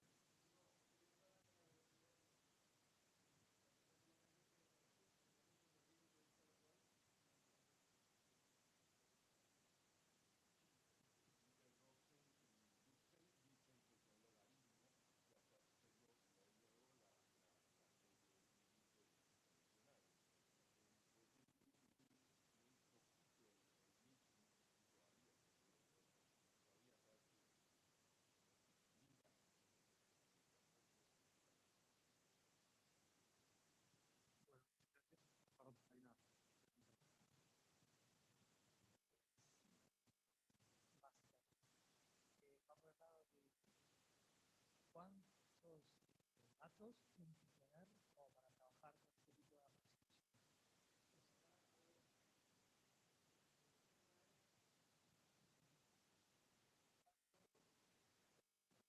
Es el máximo de un montón de lecturas, ¿no? Es importante. Después, la cantidad de datos con los cuales cada uno de ellos se corresponde a un máximo de el tamaño de la muestra, digamos, vamos a llamarle, para no marearnos, dato es de 1 a n, y cada uno de ellos es la lectura de un montón de registros, es el máximo de un montón de registros. Los datos no tienen por qué ser una muestra simple. Los registros siempre son muchos. Los registros son pocos, el tema que comentaba Maestro, ¿no? Aquí puede haber convergencia que sea medio lenta. Entonces, vos en realidad estás ajustando a una extrema variante usando el resultado asintótico. Entonces, en realidad, lo máximo, el máximo no es de mucho, la convergencia es medio lenta, entonces no, la aproximación a registros centenares no es clara.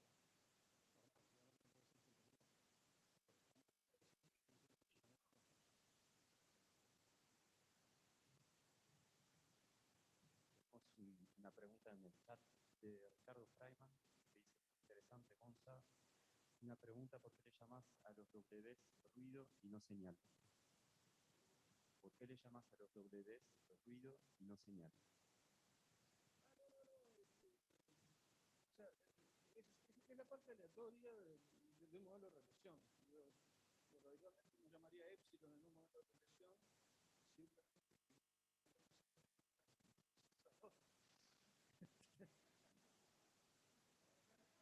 ya estoy grande. Le puse W, digamos, pero esto es puramente aleatorio que tiene todo. Acá obviamente no hacemos lectura de regresión, en ningún momento hablamos ni de quién es ese, ni nos interesa mucho tampoco para ese enfoque. ¿No? Bueno, muy bien. Muchas gracias, Gonzalo.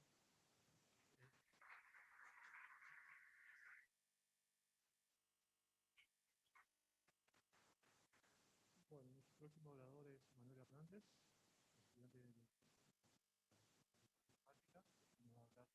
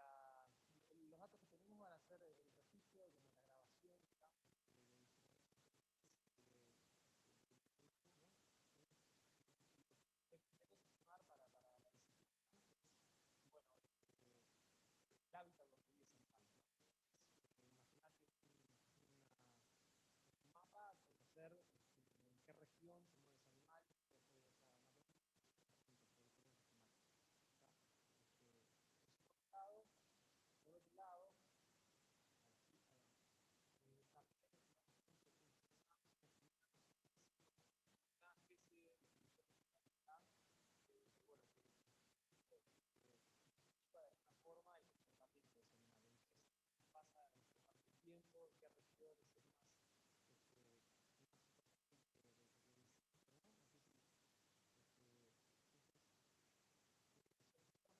más, quisiéramos estimar con datos de una trayectoria de un animal. Tipo activo, y hábitat, y por otro lado, bueno, una distribución que algunas comportamiento de esa especie.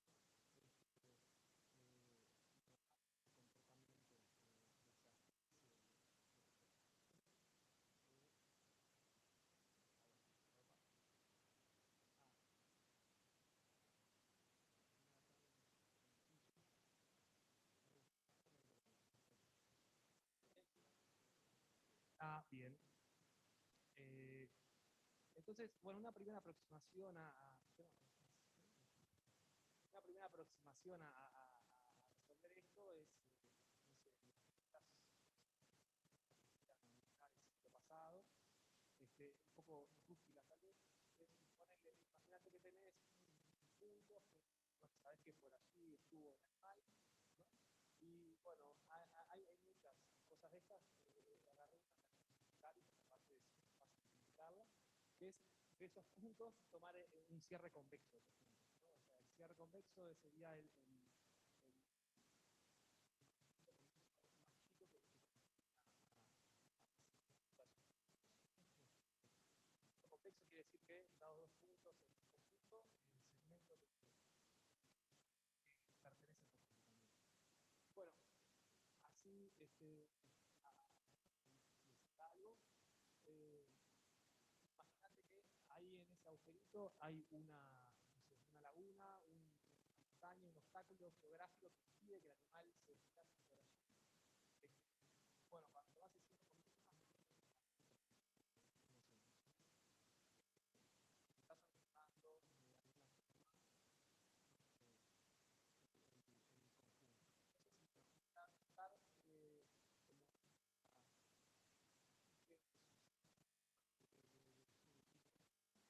Entonces, intentar como todo viene de trabajos dentro de Alejandra, Ricardo, un montón de gente más, recién pasaron por esa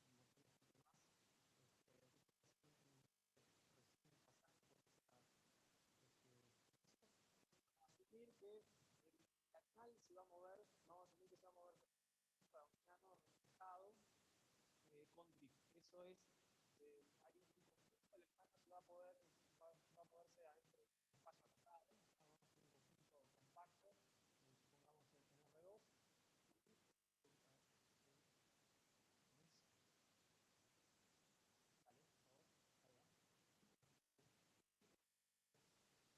el animal cuando llega al borde de ese conjunto va a rebotar y no puede escapar del conjunto, entonces rebota y vuelve al conjunto.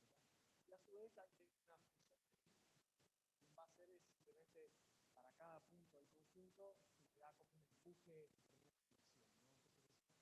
Entonces va a tener que ver con esa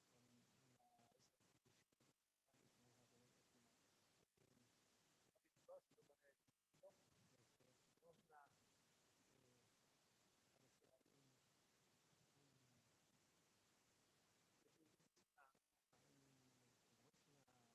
Si lo pone tenemos una trayectoria de un paso que se mueve en el interior del conjunto porque está un plano cuando toca el borde vuelve para adentro y tiene un empuje hacia el centro, ¿no?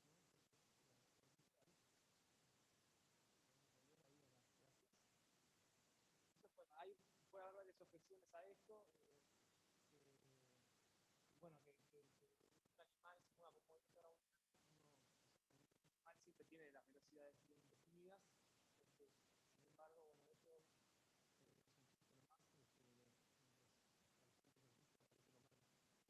más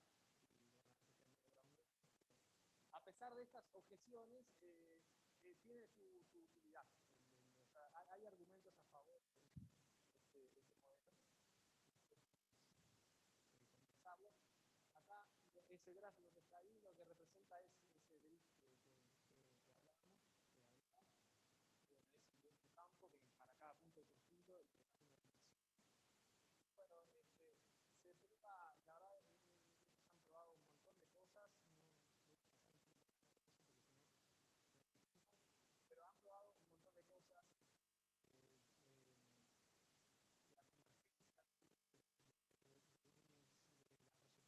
llegamos a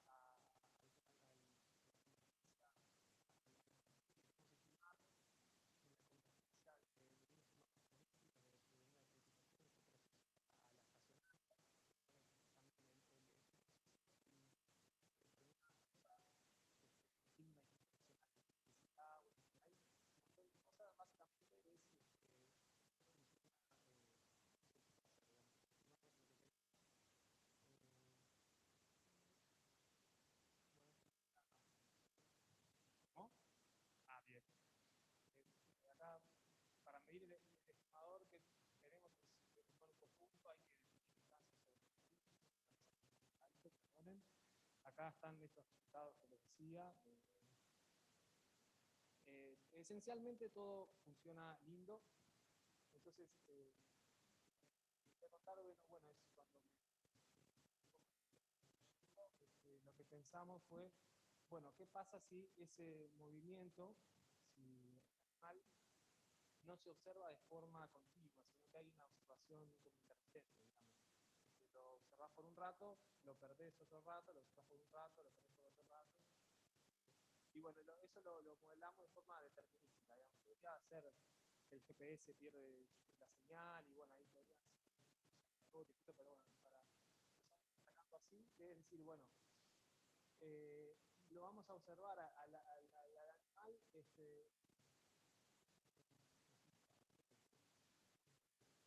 lo vamos a observar en un tiempo delta 1, después viene un tiempo delta 2 en que te lo perdés, un tiempo delta 1 en que lo volvés a observar, ¿no? Como acá, el caso en azul, simplemente, pero es para comparar los modelos, las formas de observarlos. La intuición que teníamos era que, bueno, esencialmente es el mismo proceso, solo que lo estás observando de otra forma, que, digamos, va a pegar los saltos ahí, ¿no? Pasa el tiempo delta 1 y delta. La intuición que teníamos era que, bueno, que eso, primero ver si se funcionaba toda la teoría que había antes, si se adaptaba a este esquema, y por otro lado, si en verdad no estábamos ganando algo, porque al distanciar estas subtrayectorias, ¿no? Estamos como lavando un poco la dependencia que hay entre esas subtrayectorias, ¿no? Entonces, puede crearse un poco más de información y estimar un poco mejor lo que queremos. También es, bueno, la grabación que tenés no es infinita, vas a tener los GPS tienen una vida útil, una batería, entonces si utilizás con la misma la batería es una ganancia. Entonces, esta es una trayectoria que, bueno, está como partida en dos, ¿no? A la izquierda ahí sería la parte que perdiste porque está apagado, y allí la parte que GPS está activa. Entonces la idea es trabajar con aquello. Bueno, esencialmente lo que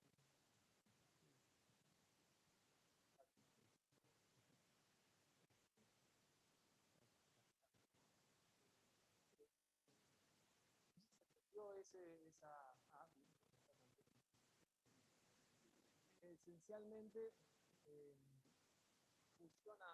funcionaba todo, pudimos probar los mismos resultados que había para observar todo de corrido, para este caso, y lo que observamos es lo que confirmamos como un poco esa intuición. Ahí lo que está esa cuenta, que es un poco ahí, es la distancia de Hausdorff como una forma de medir la discrepancia entre nuestro estimador del conjunto y el conjunto. Entonces, lo que acotamos ahí es la probabilidad de que esa discrepancia sea mayor que una cosa.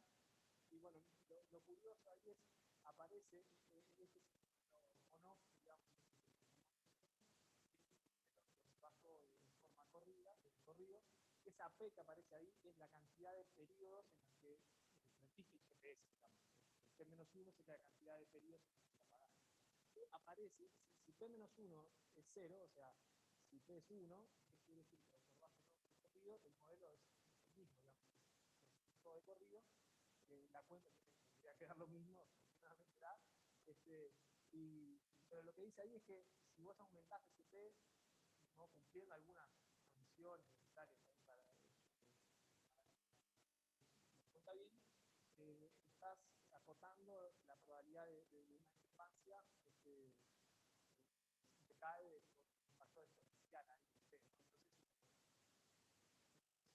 ¿no? Entonces, esa es la estimación de la densidad estacionaria con la misma batería, observando de forma a la izquierda y a la derecha. Acá están las curvas de nivel, esa es la teórica, así que recuerden con eso.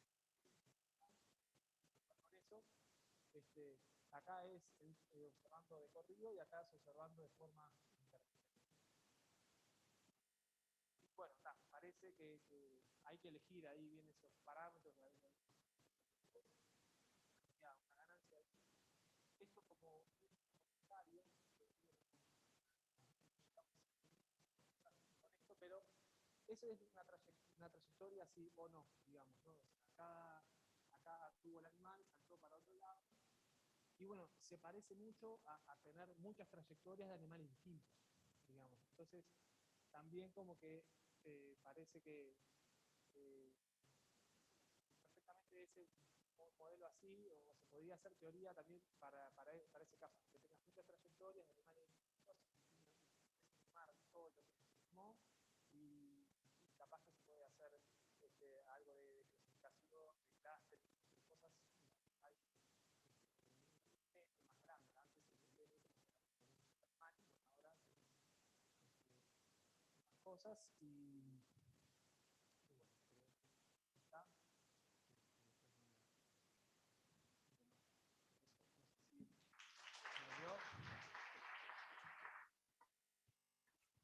Muchas gracias. Bueno, muchas gracias. ¿Tienes alguna pregunta?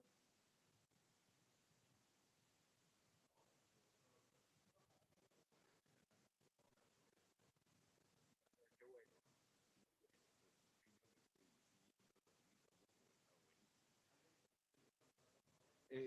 Muy bueno, Manuel. Esto es interesantísimo, porque sabes que en África,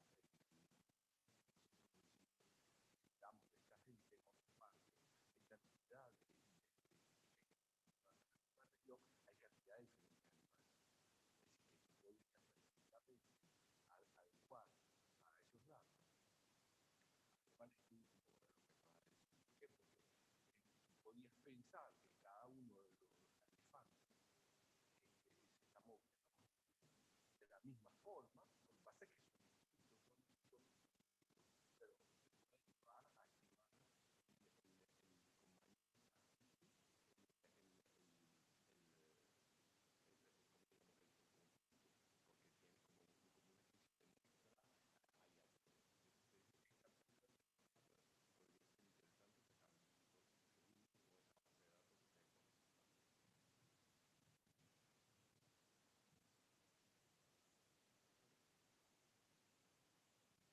Bueno, muy lindo, Manuel, muy lindo el trabajo y la exposición. Son 3 preguntas cortitas. Primero, si entendí bien, o sea, el resultado lo que te da, te conviene mostrar la mayor cantidad de veces por tiempos cortitos. O sea, chiquitito, ¿no? O sea, eso suena bastante... Exacto, con una constante. ¿Lo podés traducir en términos de ratio de observación?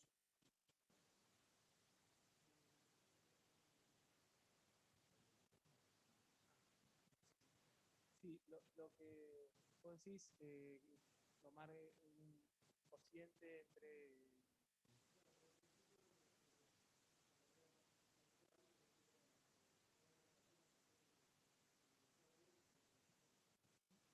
Sí, bueno, en verdad, el tiempo que no lo observás fue...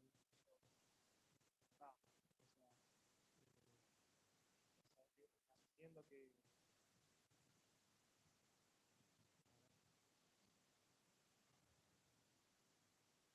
O sea, tenés, la única restricción, creo, es la duración de tu batería, que va a ser... por ahí, es el tiempo que lo observás por la cantidad de periodos que lo observás.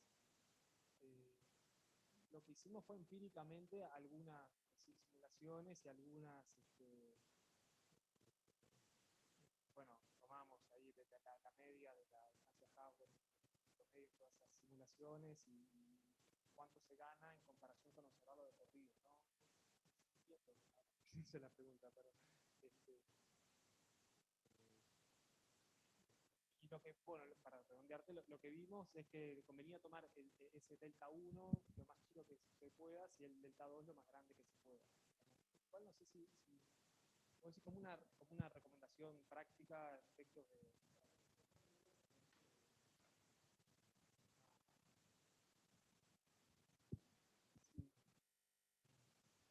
Sí, yo ahora vos, no sé si...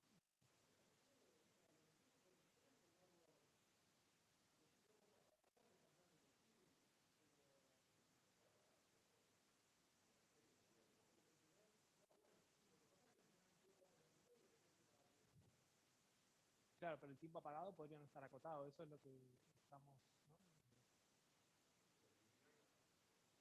Claro. Sí, sí.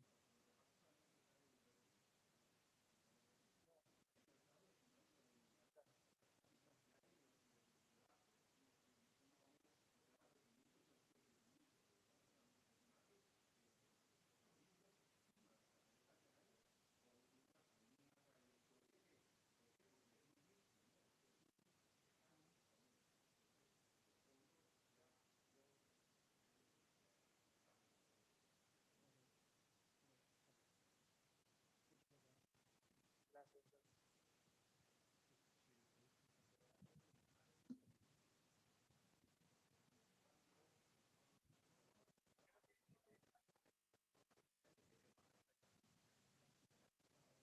Gracias, perdón por la complicación.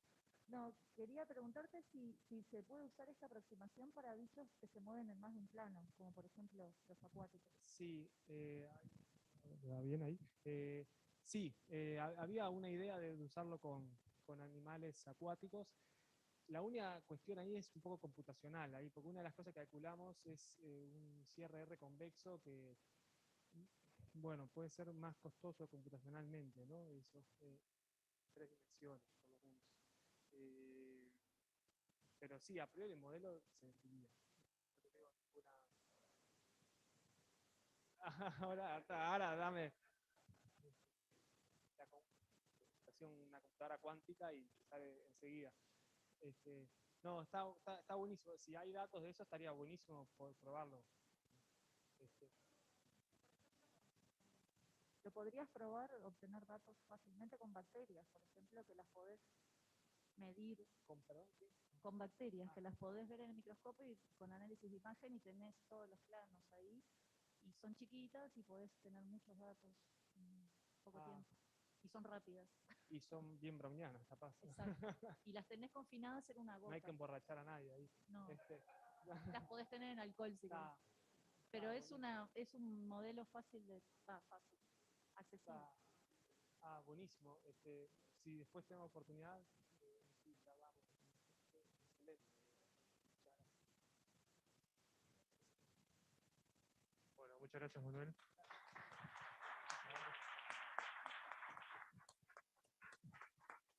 Bueno, y la última charla de la mañana es de Andrés Sosa, el premiado Andrés Sosa, que nos va a hablar sobre el análisis de desempeño en básquetbol.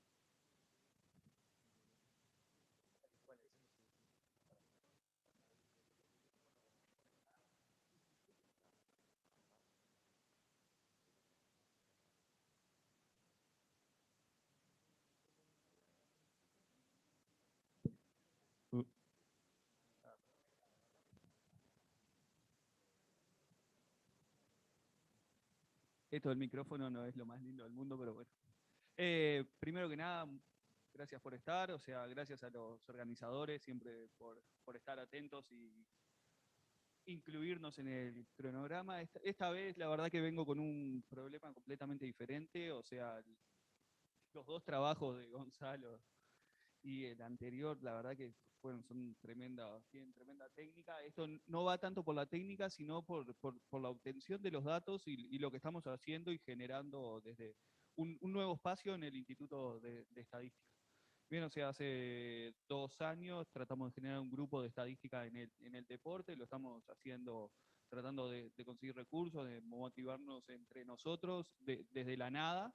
Y bueno, y pensamos que por ahora vamos en un buen camino generando algún proyecto en básquetbol, que es lo que vamos a presentar. La idea es mostrarles 2 resultados que tenemos, uno de la Liga 2019-2020 y el otro de la Liga 2020-2021. Y bueno, y las cosas que podemos generar, y si tenemos datos, entrar a otros deportes, como lo que creemos que es entrar al fútbol, pero por ahora tenemos casi 0 datos, así que eso está bastante complicado. Ahí. Bueno, o sea, la idea surge de estadística en el deporte, de lo que en el mundo hoy por hoy es súper conocido, que es el Sport Analytics, que o sea, es una ciencia que integra varias ciencias, tanto básicas como aplicadas, y la idea es generar un mejor desempeño en el deporte y mirado desde diferentes perspectivas, o sea, desde el sistema de apuestas, que es muy usado para ver cómo puede salir los partidos, por ejemplo, viendo el historial anterior, cómo prevenir lesiones y un montón de ciencias que se unen, desde fisiología, medicina, temas de nutrición, que la verdad que entramos en un mundo y pensamos que iba a haber 2 revistas científicas en este rubro y empezamos a ver que hay en el entorno de 70, 100 revistas que se dedican a estos temas. De alguna manera u otra, y hay mínimo 20 o 30 que se especializan en estos temas. Bien, bueno, o sea, la idea es que, como se imaginarán, en básquetbol hay muchísimos eventos, o sea, estamos basados en la Liga Uruguaya de Básquetbol, que tenemos la suerte de que los datos estén abiertos. No lo sabíamos cuando arrancamos, eso fue una cosa buena que del grupo fuimos viéndolo y pudimos tratar. Bueno. Gracias, Andrés. Bueno, nos vamos a comer.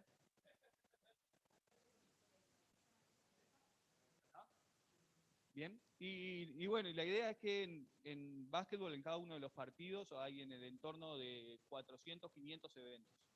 Bien, y eso es lo bueno que tiene, y ya desde hace años lo están haciendo en otras ligas. Por ejemplo, nosotros nos estamos guiando mucho en las estadísticas que muestra la NBA, es que es algo que es sumamente valorable y sumamente analizable en un montón de características. Nosotros nos vamos enfocando en algunas, pero la verdad que hay para este tema, hay para seguir enfocándonos, porque hay muchísimos temas en los cuales podemos hacer análisis desde diferentes puntos de vista.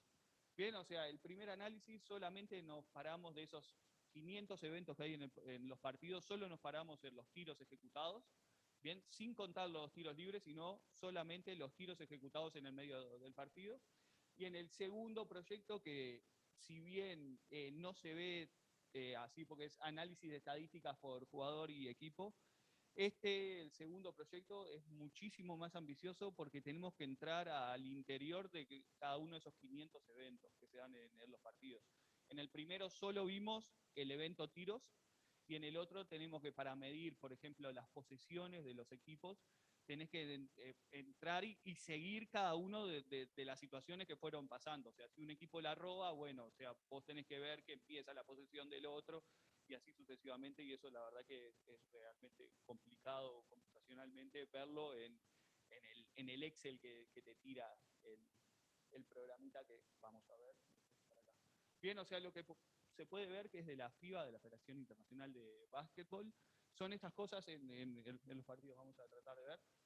Lo que podemos ver es esto, ¿bien? O sea, esto está actualizado en el momento, uno está viendo el partido en vivo y lo podés ir viendo y va cambiando en el momento, el cual tira un montón de estadísticas, ¿bien? La condición del partido, la carta de tiro, las estadísticas descriptivas de los jugadores, cada uno en el momento hace un doble y te suman 2 puntos, y el historial de eventos, que en esto es donde estamos diciendo que acá es donde está la mayor cantidad de información y que hay aproximadamente 500 por partido. Bien, o sea, bueno, nos paramos en el primer proyecto, dijimos, vamos a ver solo los tiros ejecutados, agarramos, o sea, nos paramos al final de la liga en sí, llegando a las finales, pero bueno, dijimos, bueno, vamos a ver cuántos tiros se tiraron en la primera fase. El campeonato son a 2 ruedas, bien, y después van los playoffs. En las 2 ruedas que se enfrentan todos contra todos, 3 equipos, se tiraron en el entorno no, más de 22.000 tiros, ¿bien? Y ahí está, o sea, los tiros de 2 puntos, los tiros de 3 puntos, y cada uno por equipo, y está destacado, creo que en negrita debería estar el de mayor porcentaje de tiro, pero no lo estoy viendo acá, así que no. ¿Sí? ¿Está ahí? Bien. O sea, en teoría estaba, pero bueno, la idea era tener los porcentajes de tiro y cuántos tiros se tiraron. Bien, o sea, después lo que hicimos fue dividir la cancha en zonas, es algo que en la literatura de básquetbol que se hace muy seguido, y esta es la cancha, esta es la zona de ataque, y la dividimos en 16 zonas. Hay muchísimas maneras de dividirla, esa fue la que nos convenció, porque podíamos dividir la cancha de izquierda y derecha en zonas de triple, zonas de dobles largos y lo que es la pintura. O sea, dividimos esto por buen uso, pero se puede dividir de otras maneras, y la metodología es la misma, y la misma cantidad de tiros lo pusimos en la zona. Vemos que la zona 15 y la zona 16 son donde hay más tiros, que corresponden a la zona de la pintura abajo del aro, y es donde hay mayor porcentaje de acierto. Eso lo vamos a ir viendo después. Bueno, o sea, agarramos una serie o sea, esa fue la fase regular, clasificaron a los playoffs, se jugaron los cuartos de final, y creo que este fue el partido de cuartos de final con mayor cantidad de partidos. Ahora empezamos a estudiar los playoffs. En los playoffs hay 3, 4 o 5 partidos, dependiendo de los resultados de los equipos, y en los cuales se enfrentan contra el mismo equipo. Entonces, analizar el partido anterior es algo que es muy usual por los técnicos para preparar el próximo partido. Y la idea fue, bueno, ¿qué pasó? Nos paramos después de que se terminó la serie, que fue la serie de Defensor y de Nacional, que se jugaron más partidos. Se jugaron a 5 partidos, fue la más larga de cuarto de final. Dijimos, bueno, ¿qué pasaba en un análisis previo? En un análisis previo, si analizábamos solo la primera fase, la fase regular, o sea, Defensor llegaba con estos porcentajes de acierto y Nacional llegaba con estos porcentajes de acierto. Pero pueden hacer un tipo de estudios de esto, es decir, bueno, o sea, Defensor, o sea, en verde son los que están por encima del promedio de la liga, y en rojo son los que están por debajo. O sea, un análisis de esto nos permitiría ver que Defensor era bastante fuerte en dobles y en la pintura era bastante fuerte, en comparación con Nacional, que tenía una mayor potencia en la zona de los triples. Bien, o sea, y este tipo de análisis sirve como para preparar contra quién te enfrentás. O sea, es claro de que Nacional tenía que ajustar las marcas abajo del aro para poder llegar a tener un buen resultado, o Defensor apretar más y no dejar tirar de triple. Bien, o sea, ahí después de jugados los partidos, lo que pudimos es la carta de tiro. Esto está disponible en la información que le mostré de FIBA, pero la idea está, si los tenés así, podés ver la evolución y podés ver en dónde falló uno y dónde mejoró otro en partido a partido. Podés hacer una comparativa en esa situación. Bien, o sea, como para darle un poquito de matemática, un poquito de estadística, esto claramente no está en los resultados, dijimos, vamos a calcular puntos esperados. Vamos a generar cuánto tiré en ese partido y ver con la probabilidad previa de tiro si estuve por encima de mi rendimiento o por debajo de mi rendimiento. Y ahí, o sea, definimos lo que son los puntos esperados por la zona, o sea, el valor de la zona, si tiramos de 2 o 3 puntos, el porcentaje histórico de puntos y la cantidad de intentos en ese partido que se disputa, para poder tener una idea si ese partido en esa zona jugaste igual, mejor o peor a tu promedio histórico. Hicimos ese análisis para los 4 cuadros semifinalistas, el cual hay un modelo logístico por detrás espacial que nos permitía ver zonas donde no hay tiros, pero una zona bastante cercana, como poder generalizarlo. Eso eran problemas.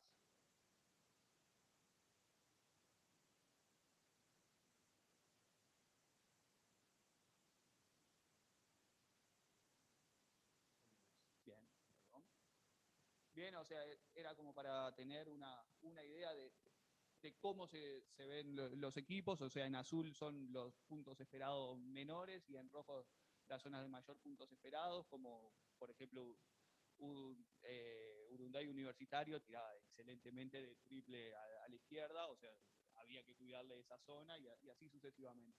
Como para entender un poquito más estas dos, por ejemplo, en Nacional, cómo es que se genera el campo que vimos, pusimos todos los puntos donde tiró Nacional y de donde acertó y de donde falló, o sea, el 0 es fallo, el 1 es acierto, y cómo es el resultado atrás del modelo. O sea, con los puntitos que tenemos ahí, calibramos el modelo espacial y obtuvimos el resultado que estaba en colores. O sea, este resultado, que es el mismo a este, es parte de estos tiros más estos tiros.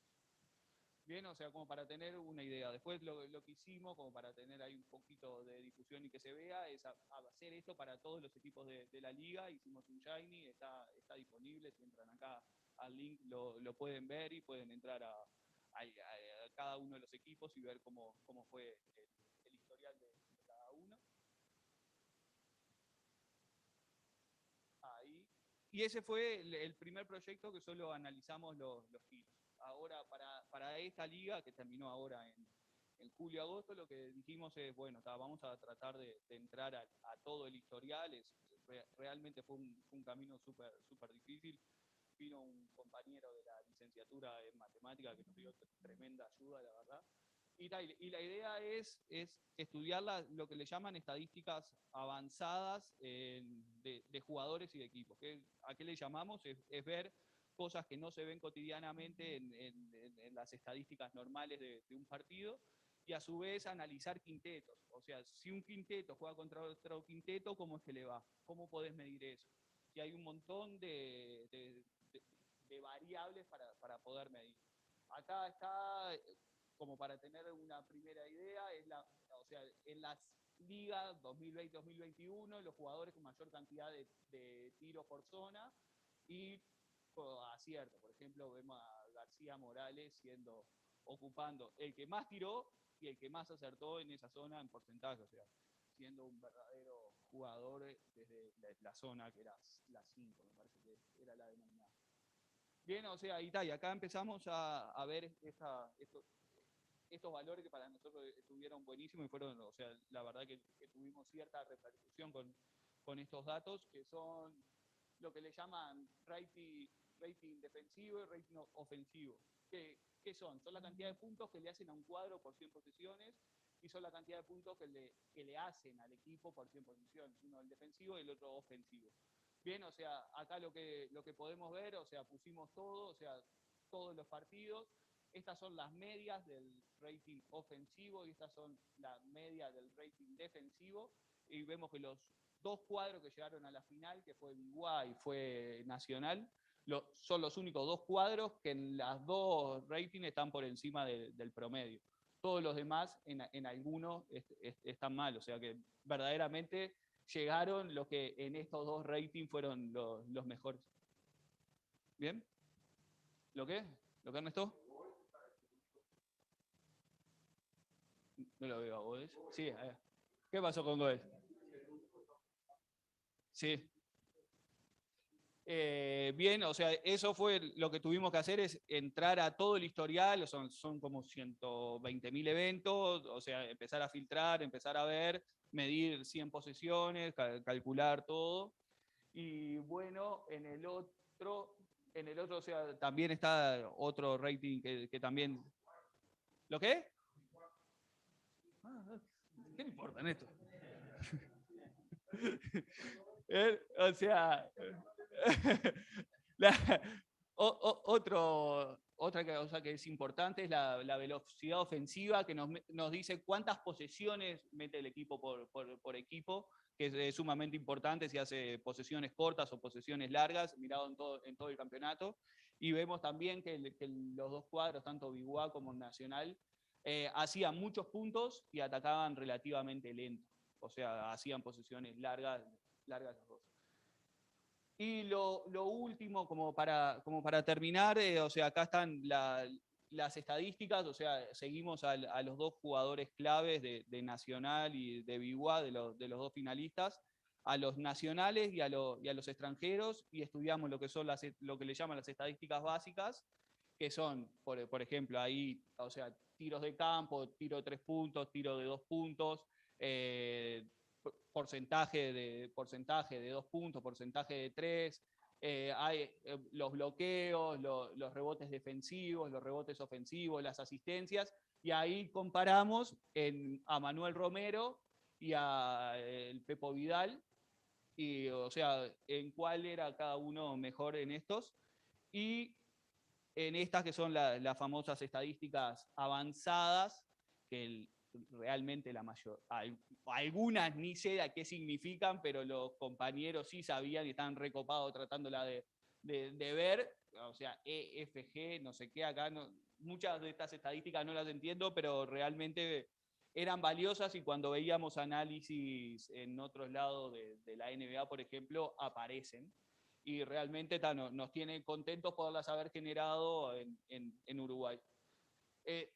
Fueron los dos jugadores clave, Manuel Romero y Vidal, tanto de Nacional como de Biguá, y también hicimos la seguidilla para los dos que fueron más determinantes en el campeonato, que fue Morrison y Sims de Biguá y de Nacional, y como los dos, o sea, en las características principales, estaban en el primer quintil seguro,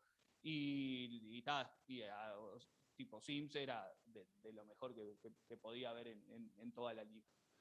Esta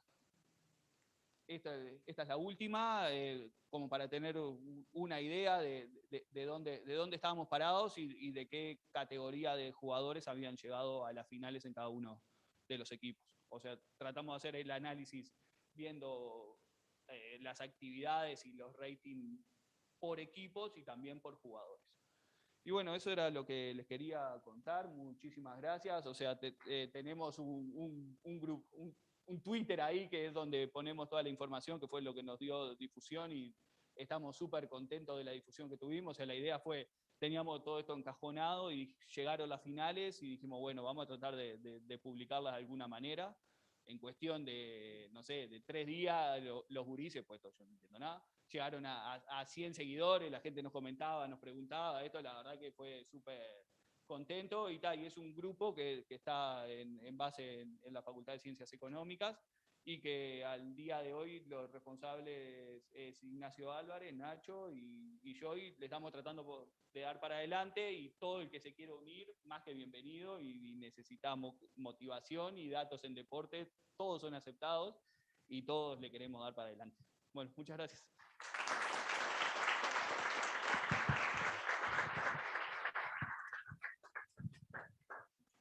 Muchas gracias, Andrés. ¿Preguntas?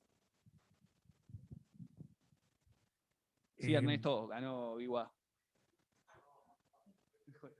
Sí, me encantó la exposición.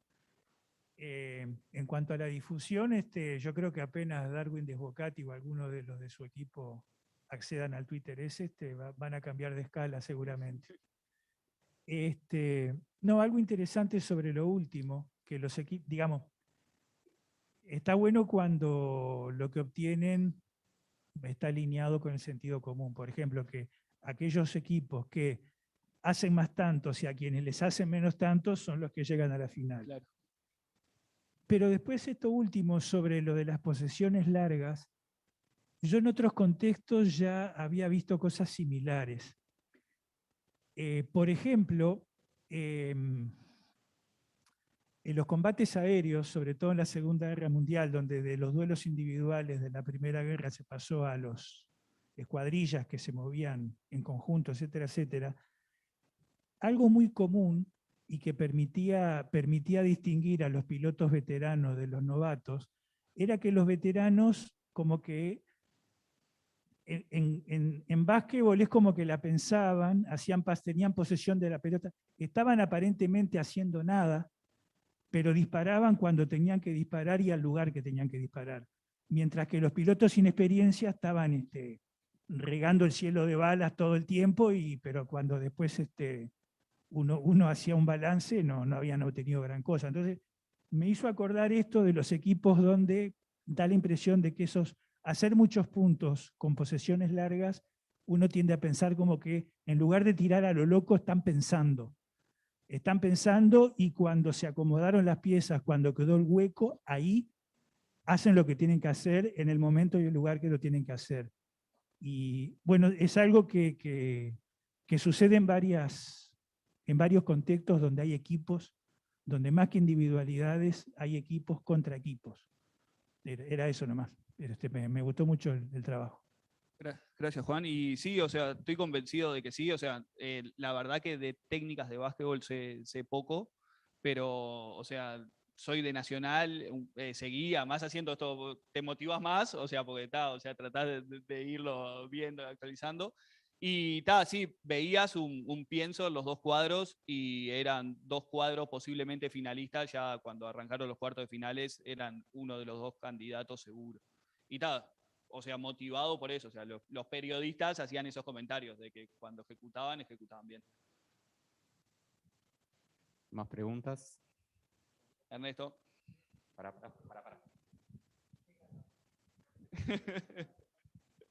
No, yo ya he hablado sobre el trabajo de Andrés, está bárbaro, la verdad que el grupo que hicieron y con Nacho, con Martín, genial. No, la pregunta es, se está hablando en básquetbol de ir a otro modelo sacando las posiciones, como que un jugador puede jugar en todas las posiciones.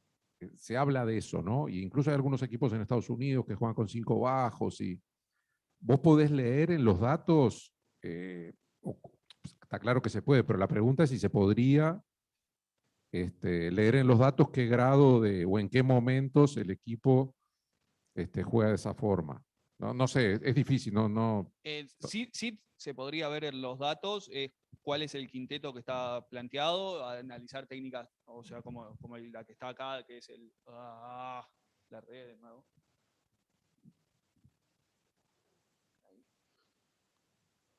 Técnicas acá como el más menos, se podría analizar ese tipo de cosas y ver cuántos minutos en cancha están, que eso también lo podés ver. O sea, hay herramientas, o sea, las herramientas están y las posibilidades están.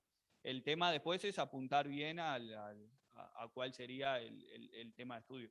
Por ejemplo, o sea, Lucas, que forma parte del grupo, que o sea, es el más basquetbolero, se podría decir, y que tal, o sea, que es el que nos ha motivado a todas estas cosas. Quieren cambiar o sea, se decía que en el metro o en la liga a 4 extranjeros o 3 extranjeros, a qué apuntar. Y eso, una de las cosas que no querían poner más extranjeros era de que le sacaba oportunidades a los sub-23.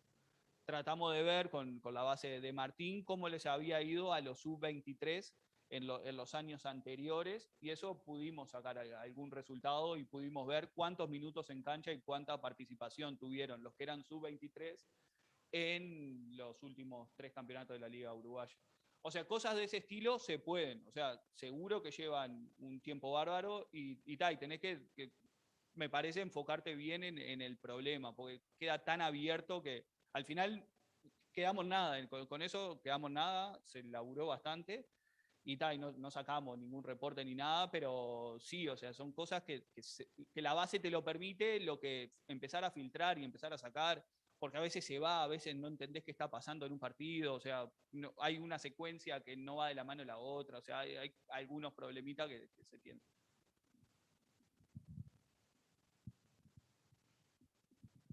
Está precioso el trabajo, la verdad que aparte como aficionado y compartiendo los sentimientos,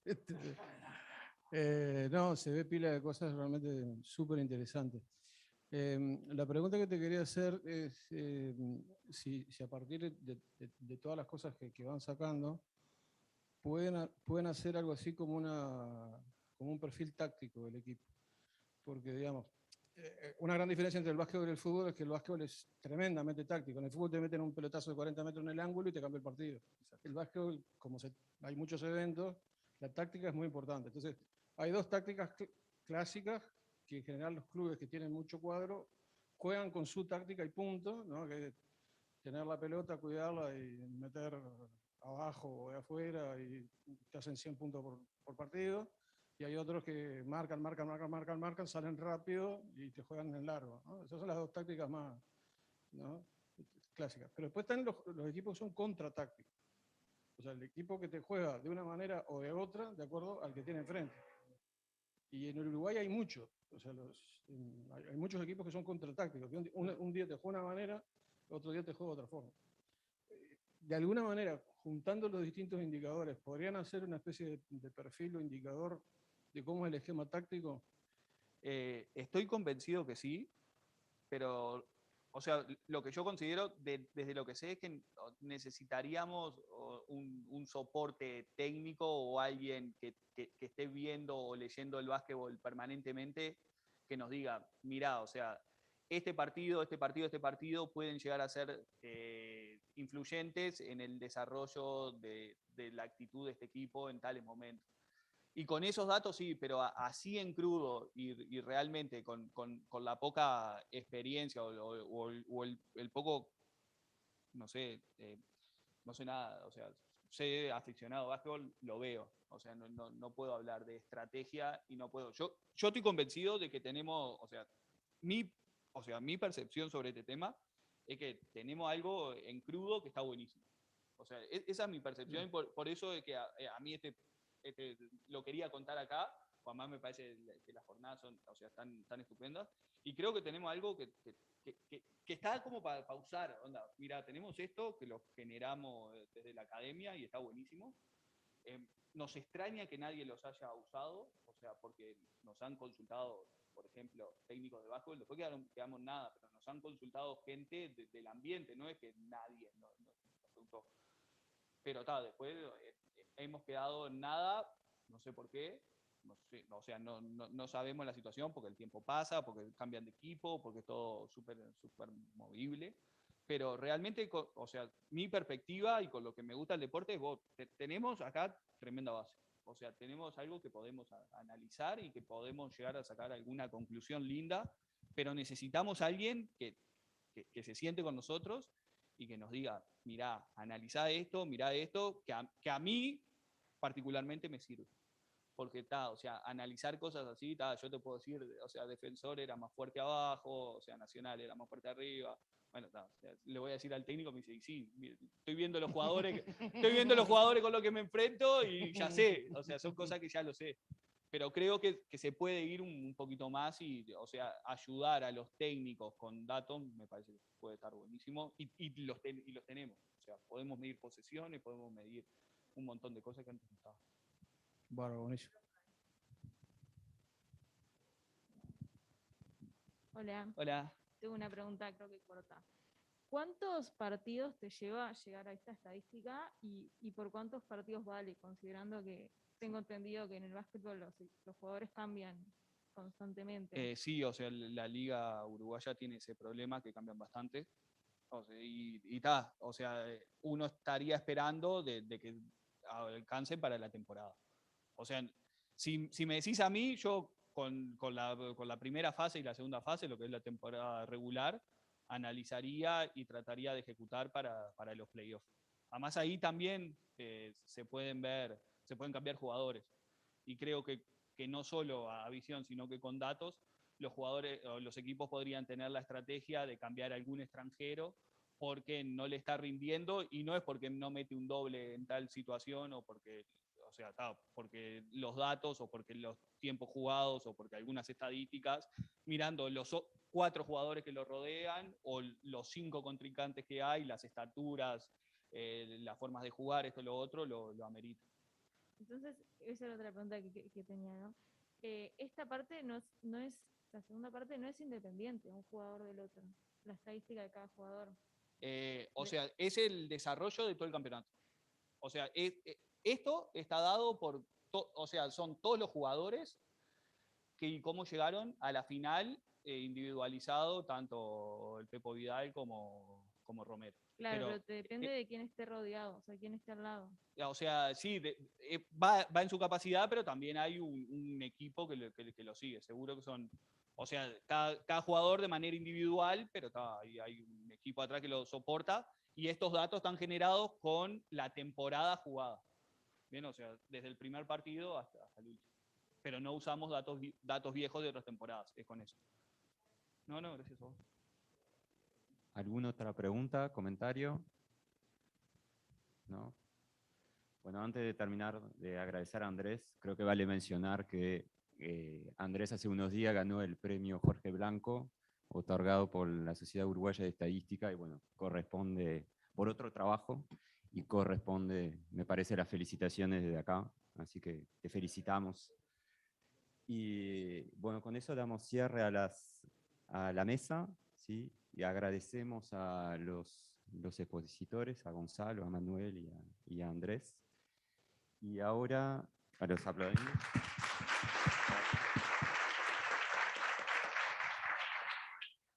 Y cortamos acá. Me pidieron que pasara unos avisos. Primero le damos la bienvenida a la gente que se está incorporando, que se tienen que registrar en la entrada y también tienen que marcar la planilla por el control sanitario. Y ahora tenemos un espacio para comer hasta las 2:30 y hay 2:15. Y hay una lista de restaurantes ahí en la entrada donde se pueden fijar para ir a comer ahora. Nos vemos 2:15.